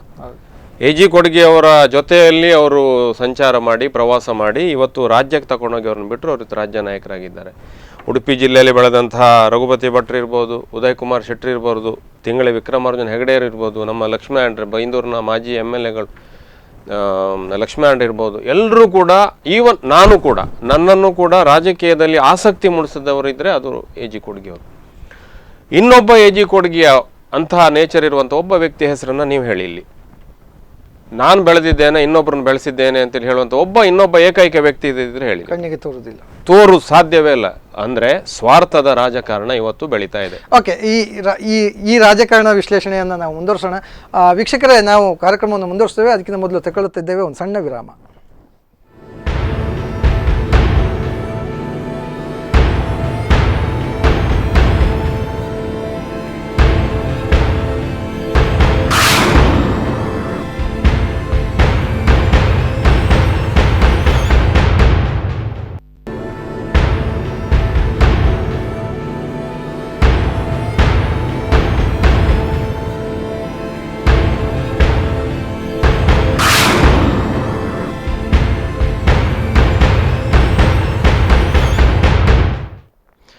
ವೀಕ್ಷಕರ ವಿರಾಮದ ಬಳಿಕ ಮತ್ತೆ ಕರೆಂಟ್ ಅಫೇರ್ಸ್ ಕಾರ್ಯಕ್ರಮಕ್ಕೆ ತಮಗೆಲ್ಲರಿಗೂ ಸ್ವಾಗತ. ಏನು ನಮ್ಮ ದೇಶ ಪ್ರಜಾಪ್ರಭುತ್ವ ದೇಶ, ಪ್ರಜೆಗಳಿಂದ ಪ್ರಜೆಗಳಿಗೋಸ್ಕರ ಪ್ರಜೆಗಳೇ ಆಳ್ವಿಕೆ ಮಾಡುವಂಥ ಒಂದು ವ್ಯವಸ್ಥಿತವಾದಂಥ ಒಂದು ವ್ಯವಸ್ಥೆ ಇದ್ದರೆ ಅದು ಇಂಡಿಯಾದಲ್ಲಿ ಮಾತ್ರ ಅನ್ನುವಂಥ ಒಂದು ನಂಬಿಕೆಯಿಂದ ನಾವು ಇವತ್ತು ಬದುಕ್ತಾ ಇದ್ದೇವೆ. ಹಾಗಾಗಿ ಎಲ್ಲ ಹಿನ್ನೆಲೆಯಲ್ಲಿ ಒಂದು ರಾಜಕೀಯ ಪಕ್ಷಗಳು ತಮ್ಮ ಬದ್ಧತೆ ಮತ್ತು ಸೈದ್ಧಾಂತಿಕ ನಿಲುವುಗಳಿಗೆ ಅಂಟಿಕೊಂಡು ಕೆಲಸ ಮಾಡಬೇಕಾದಂಥ ಸ್ಥಿತಿಯೂ ಕೂಡ ನಮ್ಮಲ್ಲಿದೆ. ಎಲ್ಲದರ ನಡುವೆ ನಮ್ಮ ಕರಾವಳಿಯಲ್ಲಿ ರಾಷ್ಟ್ರೀಯ ಪಕ್ಷ ಒಂದು ಭಾರತೀಯ ಜನತಾ ಪಕ್ಷ, ಏನು ಶಿಸ್ತಿನ ಪಕ್ಷ ಅಂತ ಏನು ಹೆಸರು ಎಲ್ಲ ಸಾರ್ವಜನಿಕವಾಗಿ ಹೆಸರು ಹೇಳಿಸ್ಕೊಳ್ತಾ ಇದೆ. ಇವತ್ತು ಎಲ್ಲ ಒಂದು ಕಡೆ ರಾಷ್ಟ್ರ, ರಾಜ್ಯ ಮತ್ತು ಸ್ಥಳೀಯ ಜಿಲ್ಲಾ ನಾಯಕರು ಅವರ ತಮ್ಮ ಸ್ವಾರ್ಥ ಹಿತಚಿಂತನೆಯಲ್ಲಿ ನಿಜವಾದ ಕಾರ್ಯಕರ್ತರನ್ನು ಕಳೆದುಕೊಳ್ತಾ ಇದ್ದಾರೆ ಅನ್ನುವಂಥ ಒಂದು ಭೀತಿ ಕೂಡ ಅಲ್ಲಿಯ ಪಕ್ಷದ ಒಳಗಿನ ಕಾರ್ಯಕರ್ತರನ್ನು ಕಾಡ್ತಾ ಇದೆ. ಮೂಲ BJPಗರನ್ನು ಎಲ್ಲೋ ಒಂದು ಕಡೆ ಕಡೆಗಣಿಸುವಂಥ ಒಂದು ವ್ಯವಸ್ಥೆ ಮಾಡ್ತಾರೆ. ಇದಕ್ಕೆ ನಾವು ಭಾಳಷ್ಟು ಚರ್ಚೆಗಳನ್ನು ನಾವು ಮುಂದಿನ ಅರ್ಧ ಗಂಟೆಯಲ್ಲಿ ನಾವು ಮಾಡ್ತಾ ಇದ್ದೇವೆ.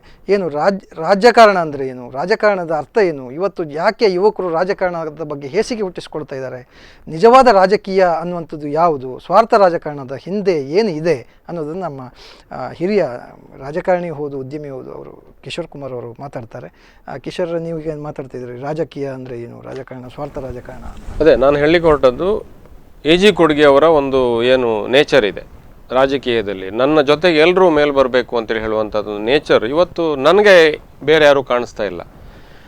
ನನ್ನನ್ನೂ ಸೇರಿ ರಾಜಕಾರಣದಲ್ಲಿ ಆಸಕ್ತಿಯನ್ನು ಹುಟ್ಟಿಸಿ ನೀವು ಕೆಲಸ ಮಾಡಬೇಕು, ಮುಂದೆ ಬರಬೇಕು ಅಂತೇಳಿ ಹೇಳಿ ಒಂದು ಮಾರ್ಗದರ್ಶನ ನೀಡಿದಂಥವ್ರು. ಇವತ್ತು ರಾಜಕಾರಣದಲ್ಲಿ ಏನಾಗ್ತಾ ಇದೆ, ನಾನೇನಾದರೂ ಅವನಿಗೆ ಮಾರ್ಗದರ್ಶನ ಕೊಟ್ಟು ಅವ ಮುಂದೆ ಬರ್ತಾನೋ ಎನ್ನುವಂಥ ಒಂದು ಇದು ಹೆದರಿಕೆ. ಏನೇ ಕೆಲಸಗಳಿದ್ರು ನನ್ನ ಉಪಸ್ಥಿತಿಯಲ್ಲಿ ಆಗಬೇಕು ಅನ್ನುವಂಥದ್ದು ಒಂದು ಆಲೋಚನೆಗಳು. ಸೊ ಇದು ಸ್ವಾರ್ಥವನ್ನು ತೋರಿಸ್ತದೆ, ಗೋಚರ ಆಗ್ತದೆ ನಮಗೆ. ಆದರೂ ಕೂಡ ನಾವೆಲ್ಲರೂ ಕೂಡ ಕುಂದಾಪುರದಲ್ಲಿ ಏನಾಗಿದೆ ಕೇಳಿದರೆ, ನಮ್ಗೆ ಏನು ನಾನು MLA ಆಗಬೇಕು ಅಥವಾ ಇನ್ನೊಬ್ರು ಯಾರು MLA ಆಗಬೇಕು, ಇದು ನಮ್ಗೆ ಉದ್ದೇಶ ಇಲ್ಲ. ನನ್ನ ಚುನಾವಣೆಯಲ್ಲಿ ನಾನು ನಿಂತದ್ದು ಕೂಡ ನಾನು ಒಬ್ಬರ ಹತ್ರ ಕೂಡ ಅರ್ಜಿ ಕೊಡಲಿಲ್ಲ ನನ್ನನ್ನು ಅಭ್ಯರ್ಥಿ ಮಾಡಿ ಅಂತ. ನಾವೇ ಬೇರೆ ಅಭ್ಯರ್ಥಿಯನ್ನು ಹುಡುಕಿದವರು, ನನಗೆ ಅಭ್ಯರ್ಥಿ ಆಗಬೇಕಂತೇಳಿ ಹೇಳಿಲ್ಲ. ಮುಂದೆಯೂ ಕೂಡ ಪಕ್ಷ ಕೊಡ್ತದೋ ಬಿಡ್ತದೋ ನನಗೆ ಗೊತ್ತಿಲ್ಲ. ನಾನು ಇವತ್ತಿನವರೆಗೆ ಯಾರ ಹತ್ರ ಮೊನ್ನೆ ನಾನೇ ನಿಂತದ್ದು ಇವತ್ತು ನನಗೆ ಕೊಡಬೇಕನ್ನುವಂಥದ್ದು ನಾನು ಯಾರ ಹತ್ರ ಮನವಿ ಇದುವರೆಗೆ ಮಾಡಲಿಲ್ಲ. ಮುಂದಿನ ದಿವಸಗಳು ನನಗೆ ಗೊತ್ತಿಲ್ಲ, ಸಂದರ್ಭಗಳು ಬರ್ಬೋದೇನೋ. ಆದರೆ ಈ ಮನೋಭಾವ ಯಾರಿಗುಂಟು ಅಂತ, ರಾಜಕಾರಣದ ಇನ್ನೊಬ್ಬರನ್ನ ಬೆಳೆಸಿ ನಾನು ಬೆಳಿಬೇಕು, ಈ ಕಾರಣಗಳು ಇವತ್ತು ನಾನೊಬ್ಬನೇ ಬೆಳಿಬೇಕು ಅನ್ನುವ ಕಾರಣವೇ ಈ ಗೊಂದಲಗಳನ್ನು ರಾಜ್ಯದಲ್ಲಿ ಮತ್ತು ನಮ್ಮ ಕ್ಷೇತ್ರದಲ್ಲಿ ಹುಟ್ಟು ಹಾಕ್ತಾ ಇದೆ. ಇದು ಸ್ಪಷ್ಟ, ಎಲ್ಲರೂ ಅರ್ಥ ಮಾಡ್ಕೊಳ್ಬೇಕು. ಇವತ್ತು ಕುಂದಾಪುರದಲ್ಲಿ 4 ಸಲ, ನಾವು 3 ಸಲ BJPಯಿಂದ ಗೆದ್ದ ಹಲಡಿ ಶ್ರೀನಿವಾಸ್ ಶೆಟ್ಟರು, ನಂತರ ಅವರು ಪಕ್ಷೇತರಾಗಿ ಸ್ಪರ್ಧೆ ಮಾಡಿದ್ದಾರೆ. ನೀವು ಇನ್ನೊಂದು 2 ಹೆಸರನ್ನು ಇವತ್ತು ಕುಂದಾಪುರ ಕ್ಷೇತ್ರದಲ್ಲಿ ಅವ್ರು ಅಲ್ಲದಿದ್ರೆ ಇನ್ಯಾರು ಸ್ಪರ್ಧೆ ಮಾಡ್ತಾರೆ, ಸೆಕೆಂಡ್ ಲೈನ್ ಲೀಡರ್ ಯಾರು ಅಂತೇಳಿ ಹೇಳು, ನಿಮ್ಗೆ ಮಾಧ್ಯಮದವ್ರಿಗೆ ಗೊತ್ತಿದ್ರೆ ಹೇಳಿ. ಇಲ್ಲ, ಬೇರೆ ಬೇರೆ ಕ್ಷೇತ್ರದಲ್ಲಿ ಈಗ ರಾಜ್ಯದಲ್ಲಿ ನೀವು ತಗೊಂಡ್ರೆ ಯಾರಾದರೂ ನಾವು ಹೆಸರು ಹೇಳಲಿಕ್ಕೆ ಆಗ್ತದೆ. ಬೇರೆ ಉಡುಪಿಯಲ್ಲಿ ಕೇಳ್ಬೋದು, ಕಾಪಲ್ಲಿ ಹೇಳಿ ಗೊತ್ತಿಲ್ಲ ನನಗೆ. ಆದರೆ ನಾ ಬೇರೆ ಇದ್ರ ಬಗ್ಗೆ ಮಾತಾಡ್ತೇನೆ. ಸೆಕೆಂಡ್ ಜನರೇಷನ್ ಲೀಡರ್ಶಿಪ್ ಇನ್ನೂ ಡೆವಲಪ್ ಆಗಲಿಲ್ಲ, ಡೆವಲಪ್ ಆಗುವುದೂ ಇಲ್ಲ. ಅದನ್ನ ಆ ಏನು ನೇಚರ್ ಇದೆ ಅದಕ್ಕೆ ಕಡಿವಾಣ ಹಾಕಬೇಕು ಅಂತೇಳಿ ಹೇಳಿ ನಮ್ಮ ಎಲ್ಲರೂ ಬೆಳಿಬೇಕಲ್ಲ, ಒಬ್ಬರೇ ಬೆಳೀತಾ ಹೋಗೋದಲ್ಲ, ಒಬ್ಬರೇ ಸೇವೆ ಮಾಡ್ತಾ ಹೋಗುವಂಥದ್ದು, ಎಲ್ಲರಿಗೂ ಕೂಡ ಅವಕಾಶ ಗಳಿಸಬೇಕು. ನನಗೆ ಪಕ್ಷದಲ್ಲಂತೂ ಒನ್ ಮ್ಯಾನ್ ಶೋ ಆಗಿ ಅವಕಾಶವೇ ಇಲ್ಲ. ನಮ್ಮ ಸಿದ್ಧಾಂತವೇ ಆಗಿದೆ, ವ್ಯಕ್ತಿ ಅಲ್ಲ ಪಕ್ಷ ಅಂತ.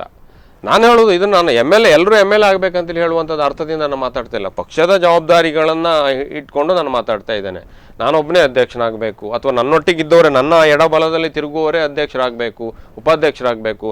ವಿವಿಧ ಮೋರ್ಚಾಗಳಿದೆ, ಮಹಿಳಾ ಮೋರ್ಚಾ, ರೈತ ಮೋರ್ಚಾ, ಕೈಗಾರಿಕೆ, ಈ ಬೇರೆ ಬೇರೆ ಮೋರ್ಚಾಗಳಿದೆ ನಮ್ಮಲ್ಲಿ. ಹುದ್ದೆಯನ್ನು ಸೃಷ್ಟಿ ಅಂದರೆ ಜವಾಬ್ದಾರಿಯನ್ನು ಸೃಷ್ಟಿ ಮಾಡಲಿಕ್ಕೆ ಮಾಡಿದಂಥ ಕೆಲವೊಂದು ಅವಕಾಶಗಳನ್ನು ಮಾಡಿಕೊಟ್ಟಿದೆ.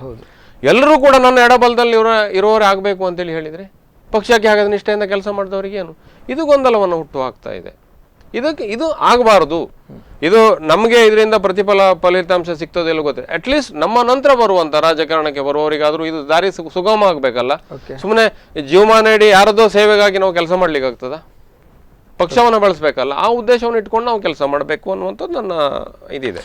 ಓಕೆ, ಈ ಬಗ್ಗೆ ನಾವು ಏನು ನೂತನವಾಗಿ ಆಯ್ಕೆಯಾಗಿರತಕ್ಕಂಥ ಜಿಲ್ಲಾ BJP ಅಧ್ಯಕ್ಷರನ್ನು ಸಂಪರ್ಕ ಮಾಡಲಿಕ್ಕೆ ಹಲವಾರು ಬಾರಿ ಪ್ರಯತ್ನ ಮಾಡಿದ್ವಿ, ಕೊನೆಗೆ ಸಿಕ್ಕಿದ್ರು.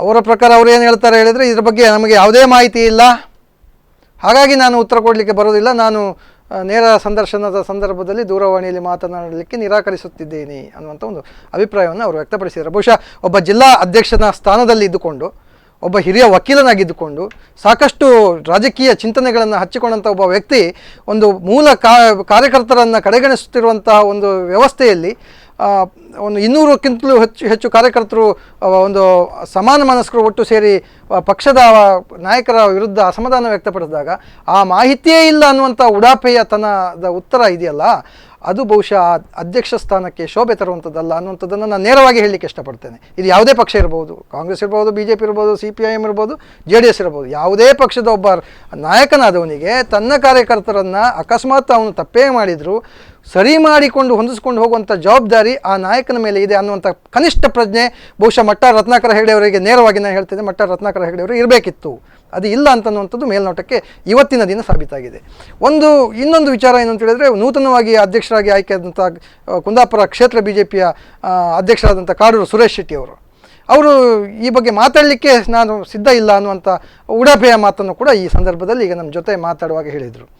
ಸೊ ಬಹುಶಃ ಎಲ್ಲ ಒಂದು ಕಡೆ ಏನು ಈಗ ಸಮಾನ ಮನಸ್ಕರು ಏನು ಮೂಲ BJPಗರು ಅಂತ ಹೇಳ್ಕೊಳ್ತಿರುವಂಥ ಕಿಶೋರ್ ಕುಮಾರ್ ಇರ್ಬೋದು, ರಾಜೇಶ್ ಕಾವೇರಿ ಇರ್ಬೋದು, ಅಥವಾ ಈ ರೀತಿಯ ಹಲವಾರು ಕಾರ್ಯಕರ್ತರು ಇರ್ಬೋದು, ಅವರು ಏನು ಹೇಳ್ತಾ ಇದ್ದಾರೆ, ಈಗ ಹೊಸ ಅಧ್ಯಕ್ಷರಾಗಿ ಆಯ್ಕೆಯಾದವರಂಥ ಅಥವಾ ಹೊಸ ನೂತನ ಪದಾಧಿಕಾರಿಗಳಲ್ಲಿ ಕೆಲವರು ತಮ್ಮ ಸ್ವಾರ್ಥ ಸಾಧನೆಗೆ ಪ್ರಯತ್ನ ಮಾಡ್ತಾ ಇದ್ದಾರೆ ಅನ್ನುವಂಥದ್ದು ದೂರವಾಣಿ ಕರೆಯಲ್ಲೂ ಒಬ್ಬರು ಹೇಳಿದರು. ಬಹುಶಃ ಇದೆಲ್ಲವನ್ನು ಪುಷ್ಟೀಕರಿಸ್ತಾ ಇರುವಂಥ ಒಂದು ಅಭಿಪ್ರಾಯವನ್ನು ಅವರು ಕೊಡ್ತಾ ಇದ್ದಾರೆ ಸಾರ್ವಜನಿಕವಾಗಿ ಬಹಿರಂಗವಾಗಿ ಅನ್ನುವಂಥ ಅಭಿಪ್ರಾಯ ಕೂಡ ನಾನು ಇವತ್ತಿನ ದಿನದಲ್ಲಿ ವ್ಯಕ್ತಪಡಿಸ್ತಾ ಇದ್ದೇನೆ. ಬಹುಶಃ ಇದು ರಾಜಕೀಯಕ್ಕೂ ರಾಜಕಾರಣಕ್ಕೂ BJPಯಲ್ಲಿ ಸ್ಥಳೀಯ ರಾಜಕಾರಣಕ್ಕೂ ಶೋಭೆ ತರುವಂಥದ್ದಲ್ಲ ಅನ್ನುವಂಥದ್ದು ಒಂದು ನೇರವಾಗಿ ನಾನು ಈ ಮೂಲಕ ಹೇಳಲಿಕ್ಕೆ ಇಷ್ಟಪಡ್ತಾ ಇದ್ದೇನೆ. ಬಹುಶಃ ಇನ್ನಾದರೂ ನಮ್ಮ ಕಾರ್ಯಕ್ರಮವನ್ನು ನೋಡಲಿ, ಬಹುಶಃ ಮಟ್ಟ ರತ್ನಾಕರ ಹೆಗಡೆ ಅವರಿಗೆ ಏನು ಆಗ್ತಾ ಇದೆ ಅನ್ನುವಂಥದ್ದೇ ಗೊತ್ತಿಲ್ಲ ಅಂತ ಹೇಳ್ತಿದ್ರೆ ದಯವಿಟ್ಟು ಇನ್ನೊಂದು 15 ನಿಮಿಷ ಟೈಮ್ ಮಾಡ್ಕೊಂಡು ನಮ್ಮ ಸ್ಪಂದನ ವಾಹಿನಿಯನ್ನು ನೋಡಿದರೆ ಬಹುಶಃ ಆ ಕೊನೆಯ ಕ್ಷಣದಲ್ಲಾದರೂ ಫೋನ್ ಮಾಡಿ ಮಾತಾಡುವಂಥ ಒಂದು ಸೌಜನ್ಯ ಬೆಳೆಸ್ಕೊಳ್ಬೋದು ಅಂತ ನಾನು ಅವರಿಗೆ ಮನವಿ ಮಾಡ್ಕೊಳ್ತಾ ಇದ್ದೇನೆ. ಏನು ಕಿಶೋರ್ರೆ, ಈಗ ನಿನ್ನೆಯ ಸಭೆ ಪೂರಕವಾಗಿ ಇವತ್ತಿನ ಒಂದು ಘಟನೆಗಳು, ಇದರ ಹಿಂದೆ ನಿಮಗೆ ನಿಜವಾಗ್ಲೂ ಏನು ಆಗಬೇಕು, ನಿಮ್ಮ ಈ ಕಳೆದ ಕೆಲವು ವರ್ಷಗಳ ಇತಿಹಾಸವನ್ನು ತಗೊಂಡ್ರೆ ನೀವು ಎಲ್ಲ ಒಂದು ಹಂತದಲ್ಲಿ step by step corner side ಬರ್ತಾ ಇದ್ದೀರಿ. ಅಂದರೆ ನೀವಲ್ಲ ಕಾರ್ಯಕರ್ತರು, ಸಕ್ರಿಯ ಕಾರ್ಯಕರ್ತರು ಅಂತ. ಇದನ್ನು ಸರಿ ಮಾಡಲಿಕ್ಕೆ ನಿಮ್ಮ ಹತ್ರ ಮಾಡಬಹುದಾದ ರಾಜ್ಯ ಮತ್ತು ಜಿಲ್ಲಾ ನಾಯಕರು ಮಾಡಬಹುದಾದ ಸೊಲ್ಯೂಷನ್ಸ್ ಏನು ಅಂತ? ಏಕಾಏಕಿ ಎಲ್ಲವೂ ಸರಿ ಆಗ್ತದೆ ಅಂತೇಳಿ ಹೇಳುವಂಥದ್ದು ವಿಶ್ವಾಸ ಇಟ್ಕೊಳ್ಬಹುದೇ ಹೊರತು ಆಗ್ತದೆ ರಾತ್ರಿ ಬೆಳಗಾಗಿದ್ರು ಎಲ್ಲವೂ ಸರಿ ಆಗ್ತದೆ ಅಂತೇಳಿ ಹೇಳುವಂಥದ್ದು ನಾವು ನಿರೀಕ್ಷೆ ಮಾಡಲಿಕ್ಕೆ ಸಾಧ್ಯ ಇಲ್ಲ. ಇದು ರಾಜಕೀಯ ವ್ಯವಸ್ಥೆ. ಒಂದು ಬಲವಾಗಿ ನಾವು ಏನೂ ಮಾಡದೇ ಇದ್ದರೆ, ನಾವು ಸುಮ್ಮನೆ ಅಲ್ಲಿ ಯಾರ ಹತ್ರ ನೀವು ಹೇಳಿದಾಗೆ ಮಟ್ಟ ರತ್ನಾಕರ ಹೆಗಡೆ ಅವ್ರ ಹತ್ರ ಅಥವಾ ಕಾಡೂರು ಸುರೇಶ್ ಶೆಟ್ಟಿ ಅವ್ರ ಹತ್ರ ನಮ್ಮವರಿಗೆ ಹುದ್ದೆ ಇಲ್ಲ, ನಮ್ಮವರಿಗೆ ಹುದ್ದೆ ಕೊಡಿ, ನಮ್ಮವ್ರನ್ನ ಮೂಲೆ ಗುಂಪು ಮಾಡಬೇಡಿ ಪದೇ ಹೇಳಿದಾಗ ನಾವು ಕೂಡ ಚಿಕ್ಕವರಾಗ್ತಾ ಹೋಗ್ತೇವೆ. ನನ್ನ ಮಟ್ಟಕ್ಕೆ ನಾನು ಮಾತಾಡೋದಾದರೆ 2013ನೇ ಚುನಾವಣೆಯಲ್ಲಿ ನಾನು ಒಬ್ಬ ಅಭ್ಯರ್ಥಿಯಾಗಿ ಸೋತ ನಂತರ ಸೋತೆ ಅಂತೇಳಿ ನೀವು 12,000 ಓಟ್ ಹೇಳಿದರೆ 12,000 15,000 ಮತಗಳು ಬಂದಿದೆ. 14,700 ಚಿಲ್ಲರೆ ಓಟ್ಗಳು ಬಂದಿದೆ. 15,000 ಮತಗಳು ಬಂದಿದೆ. ಇದು ಹಾಗಾದರೆ ಮತವೇ ಅಲ್ವಾ? ರಾಜ್ಯದ ಬಹಳಷ್ಟು ಜನ ನಮ್ಮ ಪಕ್ಷದಲ್ಲಿ ನಿಂತವರು 3ನೇ ಸ್ಥಾನಕ್ಕೆ ಬಂದಿದ್ದಾರೆ. ಅದರಲ್ಲಿ ನಾನು ಒಬ್ಬ 3ನೇ ಸ್ಥಾನ, ಮತಗಳಲ್ಲಿ ಹೆಚ್ಚು ಕಡಿಮೆ ಇರಬಹುದು. 3ನೇ ಸ್ಥಾನ ಬಂದವರು ಅಯೋಗ್ಯ ಅಂತೇಳಿ ಹೇಳಿ ತೀರ್ಮಾನ ಮಾಡ್ಲಿಕ್ಕಾಗ್ತದಾ? ಹಾಗಾಗುವುದಿಲ್ಲ. ನಾನು ಪಕ್ಷದ ನಿಷ್ಠೆಯನ್ನು ತೋರಿಸಿ ಚುನಾವಣೆಯಲ್ಲಿ ನಿಂತಿದ್ದೇನೆ, ಕೆಲಸ ಮಾಡಿದ್ದೇನೆ. ಸೋತ ನಂತರ ಓಡಿ ಹೋಗ್ಲಿಲ್ಲ. ನಿಷ್ಠಾವಂತ ಕಾರ್ಯಕರ್ತರು 15,000 ಜನ ನಿಮ್ಮ ಜೊತೆಗೆ ಇದ್ರು. ಪಕ್ಷ ಅಂತೇಳಿ ಹೇಳಿ ಮತ ಹಾಕಿದ್ದಾರೆ. ಕಿಶೋರ್ ಅಂತೇಳಿ ಹೇಳಿ ಮತ ಹಾಕಿದ್ದಲ್ಲ. ಇದನ್ನ ನಾವು ಗಮನಿಸಬೇಕು. ನಾನು ಅಂತೇಳಿ ಕಿಶೋರ್ ಕುಮಾರ್ ಅಂತೇಳಿ ಹೇಳಿ ಯಾರು ಓಟ್ ಹಾಕ್ಲಿಲ್ಲ. BJP ಅಂತೇಳಿ ಹೇಳಿ ಓಟ್ ಹಾಕಿದವರು. ಆ ಪ್ರೀತಿ ಎಲ್ರಿಗೂ ಇದೆ. 15,000 ಜನರು BJP ಅಂತೇಳಿ ಹೇಳಿ ಓಟ್ ಹಾಕಿದವ್ರು. ಏನೋ ಒಂದು 2-3% ನನ್ನ ವೈಯಕ್ತಿಕ ಇದರ ಮೇಲೆ ಹಾಕಿರ್ಬೋದು, ಅದು ಬೇರೆ ವಿಚಾರ. ನಾನು ಚುನಾವಣೆಯಲ್ಲಿ ಸೋತ ನಂತರ ನಾನು ಪಕ್ಷ ಬಿಟ್ಟು ಹೋಗಲಿಲ್ಲ. ಪಕ್ಷದಲ್ಲಿ ಕೆಲಸ ಮಾಡಿದೆ. ಪಕ್ಷದಲ್ಲಿ ಕೆಲಸ ಮಾಡುವಾಗ ಹೇಗೆ ಮಾಡಿದೆ ಕೇಳಿ ಅಂದರೆ ರಾಜೇಶ್ ಕಾವೇರಿ ಎಲ್ಲರ ನೇತೃತ್ವ, ನಾನು ಒಬ್ಬನೇ ಅಂದರೆ ತಪ್ಪು ತಿಳಿಬಾರ್ದು ಯಾರು ಕೂಡ. ನಾನು ಒಬ್ಬನೇ ನನ್ನ ಬಗ್ಗೆ ಹೇಳ್ತೇನೆ, ನನ್ನ ಬಗ್ಗೆ ನಾನು ಮಾತಾಡ್ತಾ ಇಲ್ಲ. ನಾವೆಲ್ಲರೂ ಕೆಲಸ ಮಾಡುವಾಗ ಹೇಗೆ ಮಾಡಿದ್ದೇವೆ? ಎಲ್ಲರೂ ನಮ್ಮ ವ್ಯಾಪ್ತಿಯನ್ನು ವಿಸ್ತಾರ ಮಾಡ್ಕೊಳ್ತು. ನಾವು ಯಾರು ಆ ಸಂದರ್ಭದಲ್ಲಿ ಪಕ್ಷೇತರ ಅಭ್ಯರ್ಥಿಯಾಗಿ ಕೆಲಸ ಮಾಡಿದೆ ಅವರನ್ನು ಸಂಪರ್ಕ ಮಾಡ್ತು, ಅವರೊಟ್ಟಿಗಿದ್ದವ್ರನ್ನ ವಿಶ್ವಾಸಕ್ಕೆ ತಗೊಳ್ತು. ಅದರೆಲ್ಲ ಹೆಸರು ಹೇಳ್ತಾ ಹೋದರೆ ತುಂಬ ಜನರ ಹೆಸರು ಹೇಳಿ ಇದೇ ಬೆಳವೆ ವಸಂತ್ ಕುಮಾರ್ ಶೆಟ್ಟಿ ಅವರು ಪಕ್ಷೇತರ ಅಭ್ಯರ್ಥಿಯವರೊಟ್ಟಿಗೆ ಕೆಲಸ ಮಾಡಿದವರು, ಅವರನ್ನು ಪಕ್ಷಕ್ಕೆ ಬನ್ನಿ ಅಂತೇಳಿ ಹೇಳ್ತು. ಮತ್ತು ಅವರು ಗೌತಮ್ ಹೆಗಡೆ ಅಂತೇಳಿ ಹೇಳಿ, ಪ್ರದೀಪ್ ಚಂದ್ರ ಶೆಟ್ಟಿ ಅಂತೇಳಿ ಹೇಳಿ, ದಿನಪಾಲ್ ಶೆಟ್ಟಿ ಅಂತೇಳಿ ಹೇಳಿ, ಮೇರಡಿ ಸತೀಶ್ ಹೆಗಡೆ, ಹೀಗೆ ಬಹಳಷ್ಟು ಜನರನ್ನು ನಾವು ಸಂಪರ್ಕ ಮಾಡಿದ್ದೇವೆ. ಪಕ್ಷಕ್ಕೆ ಬನ್ನಿ ಅಂತೇಳಿ ಹೇಳಿದ್ದೇವೆ. ಅವರು ನಮ್ಮ ಜೊತೆ ಬಂದಿದ್ದಾರೆ. ಇವತ್ತು ಇದು ಒಂದು ಕಾರಣ, ಇದನ್ನು ನೀವು ಗಮನಿಸಬೇಕು. ಇವರೆಲ್ಲರೂ ಕೂಡ ಅವರೆಲ್ಲರಿಗಿಂತ ಮುಂಚಿತವಾಗಿ ಪಕ್ಷಕ್ಕೆ ಬಂದವರು. ಆ ಕಾರಣಕ್ಕಾಗಿ ಅವರಿಗೆ ಜಿಲ್ಲಾ ಪಂಚಾಯತ್ನಲ್ಲಿ ಸೀಟ್ಗಳು ತಪ್ಪಿರಬಹುದು. ಆ ಕಾರಣಕ್ಕಾಗಿ ಸ್ಥಾನೀಯ ಸಮಿತಿ ಅಧ್ಯಕ್ಷರ ರಚನೆ ಆಗುವಾಗ ಅವಕಾಶಗಳು ವಂಚಿತರಾಗಿರ್ಬೋದು ಅವರು. ಇವತ್ತು ಮಂಡಲದ ಪದಾಧಿಕಾರಿಗಳ ಆಯ್ಕೆಯಲ್ಲಿ ಆ ಕಾರಣ ಅಂದರೆ ಯಾವುದು, ಅವರೆಲ್ಲರ ಬೇರೆಯವ್ರಿಗಿಂತ ಮುಂಚೆ BJPಗೆ ಬಂದರು ಅನ್ನುವ ಕಾರಣಕ್ಕಾಗಿ, ಬೇರೆ ಏನು ಕಾರಣ ಇಲ್ಲ. ನಾವೆಲ್ಲರೂ ಒಂದೇ, ನಾವೆಲ್ಲರೂ BJP ಅಂತೇಳಿ ಹೇಳಿ ಕೆಲಸ ಮಾಡುವಾಗ ನಾವು ಯಾರನ್ನ ಸೂಚನೆ ಮಾಡ್ತೇವೆ, ನಾವು ಕಾಂಗ್ರೆಸ್ನವ್ರನ್ನೆಲ್ಲೂ ಸೂಚನೆ ಮಾಡಲಿಲ್ಲ. ಕರೆಕ್ಟ್. ನಾವು ಹೇಳಿದ್ಯಾರು ನಮ್ಮೊಟ್ಟಿಗಿದ್ದವ್ರಿಗೆ ಅವ್ರಿಗೆ ಆ ಹುದ್ದೆ ಕೊಡಿ, ಅವರಿಗೆ ಈ ಜವಾಬ್ದಾರಿ ಕೊಡಿ ಅಂತೇಳಿ ಹೇಳಿ ನಮ್ಮೊಟ್ಟಿಗಿದ್ದವರಿಗೆ ಹೇಳಿತ್ತು ಬಿಟ್ರೆ, ಯಾರೋ ಕಾಂಗ್ರೆಸ್ನವ್ರನ್ನ ಕರ್ಕೊಂಡು ಬಂದು ಇವ ಎಷ್ಟು ದಿವಸ ಕಾಂಗ್ರೆಸ್ನಲ್ಲಿ ಅವನಿಗೆ ಜವಾಬ್ದಾರಿ ಕೊಡಿ ಅಂತ ಹೇಳಲಿಲ್ಲ. ಓಕೆ, ಈಗ ಕಿಶೋರ್, ಈಗ ಏನು ಕಾಡೂರು ಸುರೇಶ್ ಶೆಟ್ಟಿ ಹೇಳಿದ್ರು, ಇವತ್ತು ಅದು ನಿನ್ನೆ ನಡೆದ ಸಭೆ ನಮಗೆ ಗೊತ್ತಿಲ್ಲ, ಅದು ಅನಧಿಕೃತ, ನಮ್ಮ ಮಾಹಿತಿ ಇಲ್ಲ ಅನ್ನುವಂಥದ್ದು ನಿಜವಾಗ್ಲೂ ಅವ್ರಿಗೆ ಗೊತ್ತಿರಲಿಲ್ವ ನಿನ್ನೆಯ ಸಭೆ ಬಗ್ಗೆ? ಸಭೆ ನೋಡಿ, ನಮ್ಮ ಸಭೆಯ ಬಗ್ಗೆ ತೀರ್ಮಾನ ಆದದ್ದು ಶುಕ್ರವಾರ ಬೆಳಿಗ್ಗೆಯಿಂದ ನಾವು ಒಂದಷ್ಟು ಜನ ಕೂತು ಒಂದಷ್ಟು ದೂರವಾಣಿ ಕರೆಗಳನ್ನು ಮಾಡಿತ್ತು. ಎಲ್ಲರಿಗೂ ಹೇಳಿದಾಗ ಇದು ಪಕ್ಷದ ಸಭೆ, ಆದರೆ ಅಧಿಕೃತವೋ ಅನಧಿಕೃತವೋ ನಮ್ಗೆ ಗೊತ್ತಿಲ್ಲ, ಪಕ್ಷದವರೇ ಕೂತು ಮಾತಾಡುವಂಥ ಸಭೆ ಅಂತೇಳಿ ಇದು ಅವರಿಗೆ ಮಾಹಿತಿ ಹೋಗಿದೆ. ಅವ್ರ ಕಡೆಯಿಂದ ಒಂದಷ್ಟು ಅದಕ್ಕೆ ಪೂರಕವಾಗಿ ಆ ಸಭೆಯನ್ನು ಹೋಗಬಾರ್ದು ಆ ರೀತಿಯಲ್ಲಿ ಕೆಲವು ಪ್ರಯತ್ನಗಳಾಗಿದೆ, ಸಹಜ, ಅದರಲ್ಲೇನು ತಪ್ಪೇನಿಲ್ಲ. ಅವರು ಹೋಗಬಾರ್ದು ಕೆಲವ್ರ ಮನೋದು. ಹಾಗಿರುವಾಗ ಅವ್ರಿಗೆ ಗೊತ್ತಿಲ್ಲ ಅಂತೇಳಿ ಅವ್ರು ಹೇಗೆ ಹೇಳ್ತಾರೆ? ಸಭೆ ಆಗುವ ಸ್ಥಳಕ್ಕೆ ಅವ್ರು ಬಂದು ಹೋಗಿದ್ದಾರೆ. ಗೊತ್ತಿಲ್ಲ ಅನ್ನುವಂಥ ಮಾಹಿತಿಯನ್ನು ನಾನು ಒಪ್ಪುದಿಲ್ಲ, ಯಾಕಂದ್ರೆ ಅವರಲ್ಲಿ ಬಂದದ್ದು ನನ್ನ ಕಣ್ಣಾರೆ ನಾನು ನೋಡಿದ್ದೇನೆ. ಹಾಗೆ ಅವ್ರಿಗೆ ಮಾಹಿತಿ ಇದೆ. ಬಹುಶಃ ಇದಕ್ಕೆ ಕಾಡೂರು ಸುರೇಶ್ ಶೆಟ್ಟಿ ಅವರು ನೇರ ಉತ್ತರ ಕೊಡಬೇಕಾಗ್ತದೆ ಮುಂದಿನ ದಿನದಲ್ಲಿ. ಏನು ಒಟ್ಟಾರೆಯಾಗಿ ಶಿಸ್ತಿನ ಪಕ್ಷ ಅಂತ ಹೇಳ್ತಾನೆ ಬೇರೊಂದು ರಾಜಕೀಯ ಪಕ್ಷಗಳಿಗೆ, ಪ್ರಾದೇಶಿಕ ಪಕ್ಷಗಳಿಗೆ ಮಾಹಿತಿಗಳನ್ನು, ಸೂಚನೆಗಳನ್ನು, ಎಚ್ಚರಿಕೆಗಳನ್ನು ಕೊಡ್ತಾ ಬಂದಂಥ ಭಾರತೀಯ ಜನತಾ ಪಕ್ಷದಲ್ಲಿ ಈಗ ಒಂದು ಗೊಂದಲದ ವಾತಾವರಣ ನಿರ್ಮಾಣ ಆಗಿದೆ. ಬಹುಶಃ ರಾಜ್ಯ ನಾಯಕರು ಜಿಲ್ಲಾ ನಾಯಕರಿಗೆ ಮಾಹಿತಿಯನ್ನು ಪಡ್ಕೊಳ್ಳುವಂಥ ಕೆಲಸ ಆಗಬೇಕು, ಜಿಲ್ಲಾ ನಾಯಕರಿಗೆ ಸ್ಪಷ್ಟವಾದ ಸೂಚನೆಯನ್ನು ಕೊಡುವಂಥ ಕೆಲಸ ಆಗಬೇಕು. ಮಾಹಿತಿಯೇ ಇಲ್ಲ ಎನ್ನುವಂಥ ಉಡಾಪೆ ಉತ್ತರವನ್ನು ಕೊಡುವಂತಹ ತಾಲೂಕು ಕ್ಷೇತ್ರದ ಅಧ್ಯಕ್ಷರಿಗಾಗಲಿ ಅಥವಾ ಜಿಲ್ಲೆಯ ಅಧ್ಯಕ್ಷರಿಗಾಗಲಿ ಇದೊಂದು ಎಚ್ಚರಿಕೆಯ ಕರಗಂಟೆ ಆಗಬೇಕು. ನಿರ್ಲಕ್ಷ್ಯ ಮಾಡಿದರೆ ನಾಳೆ ಇನ್ನೊಂದು ಪಕ್ಷದವರು ನಮ್ಮ ಪಕ್ಷದ ಕಡೆಗೆ ಕೈ ಬೊಟ್ಟು ಮಾಡಿ ತೋರಿಸುವಂಥ ಒಂದು ವ್ಯವಸ್ಥೆಯನ್ನು ತಾವಾಗಿ ತಂದುಕೊಳ್ಳುವಂಥ ವ್ಯವಸ್ಥೆಗೆ ಕೈ ಹಾಕಬಾರ್ದು ಅನ್ನುವಂಥ ಒಂದು ಸೂಚನೆಯನ್ನು ಈಗ ಏನು ಕಿಶೋರ್ ಕುಮಾರ್ ಅವರು ಪರೋಕ್ಷವಾಗಿ ತಮಗೆ ನೀಡಿದ್ದಾರೆ ಅಂತ ನಾನು ಭಾವಿಸ್ತೇನೆ. ವೀಕ್ಷಕರೇ, ಇಷ್ಟೊತ್ತು ನಾವು ಏನು ವಿಶೇಷವಾದಂತಹ ನಮ್ಮ ಕರೆಂಟ್ ಅಫೇರ್ಸ್ ಕಾರ್ಯಕ್ರಮದಲ್ಲಿ ನಾವು ಭಾರತೀಯ ಜನತಾ ಪಕ್ಷದ ಒಳಗಿನ ಒಂದು ಅಸಮಾಧಾನಗಳ ಬಗ್ಗೆ ಚರ್ಚೆ ಮಾಡಿದ್ವಿ. ಬಹುಶಃ ಇದು ಇಲ್ಲಿಗೆ ಮುಗಿಯುತ್ತದೋ ಅಥವಾ ಇಲ್ವೋ ಅನ್ನೋದು ಯಕ್ಷಪ್ರಶ್ನೆಯಾಗಿ ಉಳಿದಿದೆ. ಬಹುಶಃ ರಾಜ್ಯ ನಾಯಕರ ನಿಷ್ಠಾವಂತಿಕೆಯಿಂದ, ಪ್ರಜ್ಞಾಪೂರ್ವಕವಾದ ಕೆಲಸ ಶ್ರಮದಿಂದ ಏನಾದರೂ ಪರಿಹಾರ ಮಾಡಲಿಕ್ಕೆ ಸಾಧ್ಯ ಆದರೆ ಬಹುಶಃ ಇದು ಶಮನ ಆದರೂ ಆದೀತು. ಆಗದೇ ಇದ್ದಲ್ಲಿ ಮತ್ತೆ ಮುಂದಿನ ದಿನಗಳಲ್ಲಿ ನಾವು ಕರೆಂಟ್ ಅಫೇರ್ಸ್ ಜೊತೆಗೆ ಬರ್ತೇವೆ. ಅಲ್ಲಿ ತನಕ ನೋಡ್ತಾ ಇರಿ ನಿರಂತರ ಸುದ್ದಿ ಹಾಗೂ ಮನೋರಂಜನೆಗಳಿಗಾಗಿ ಸ್ಪಂದನ ವಾಹಿನಿ. ನಮಸ್ಕಾರ.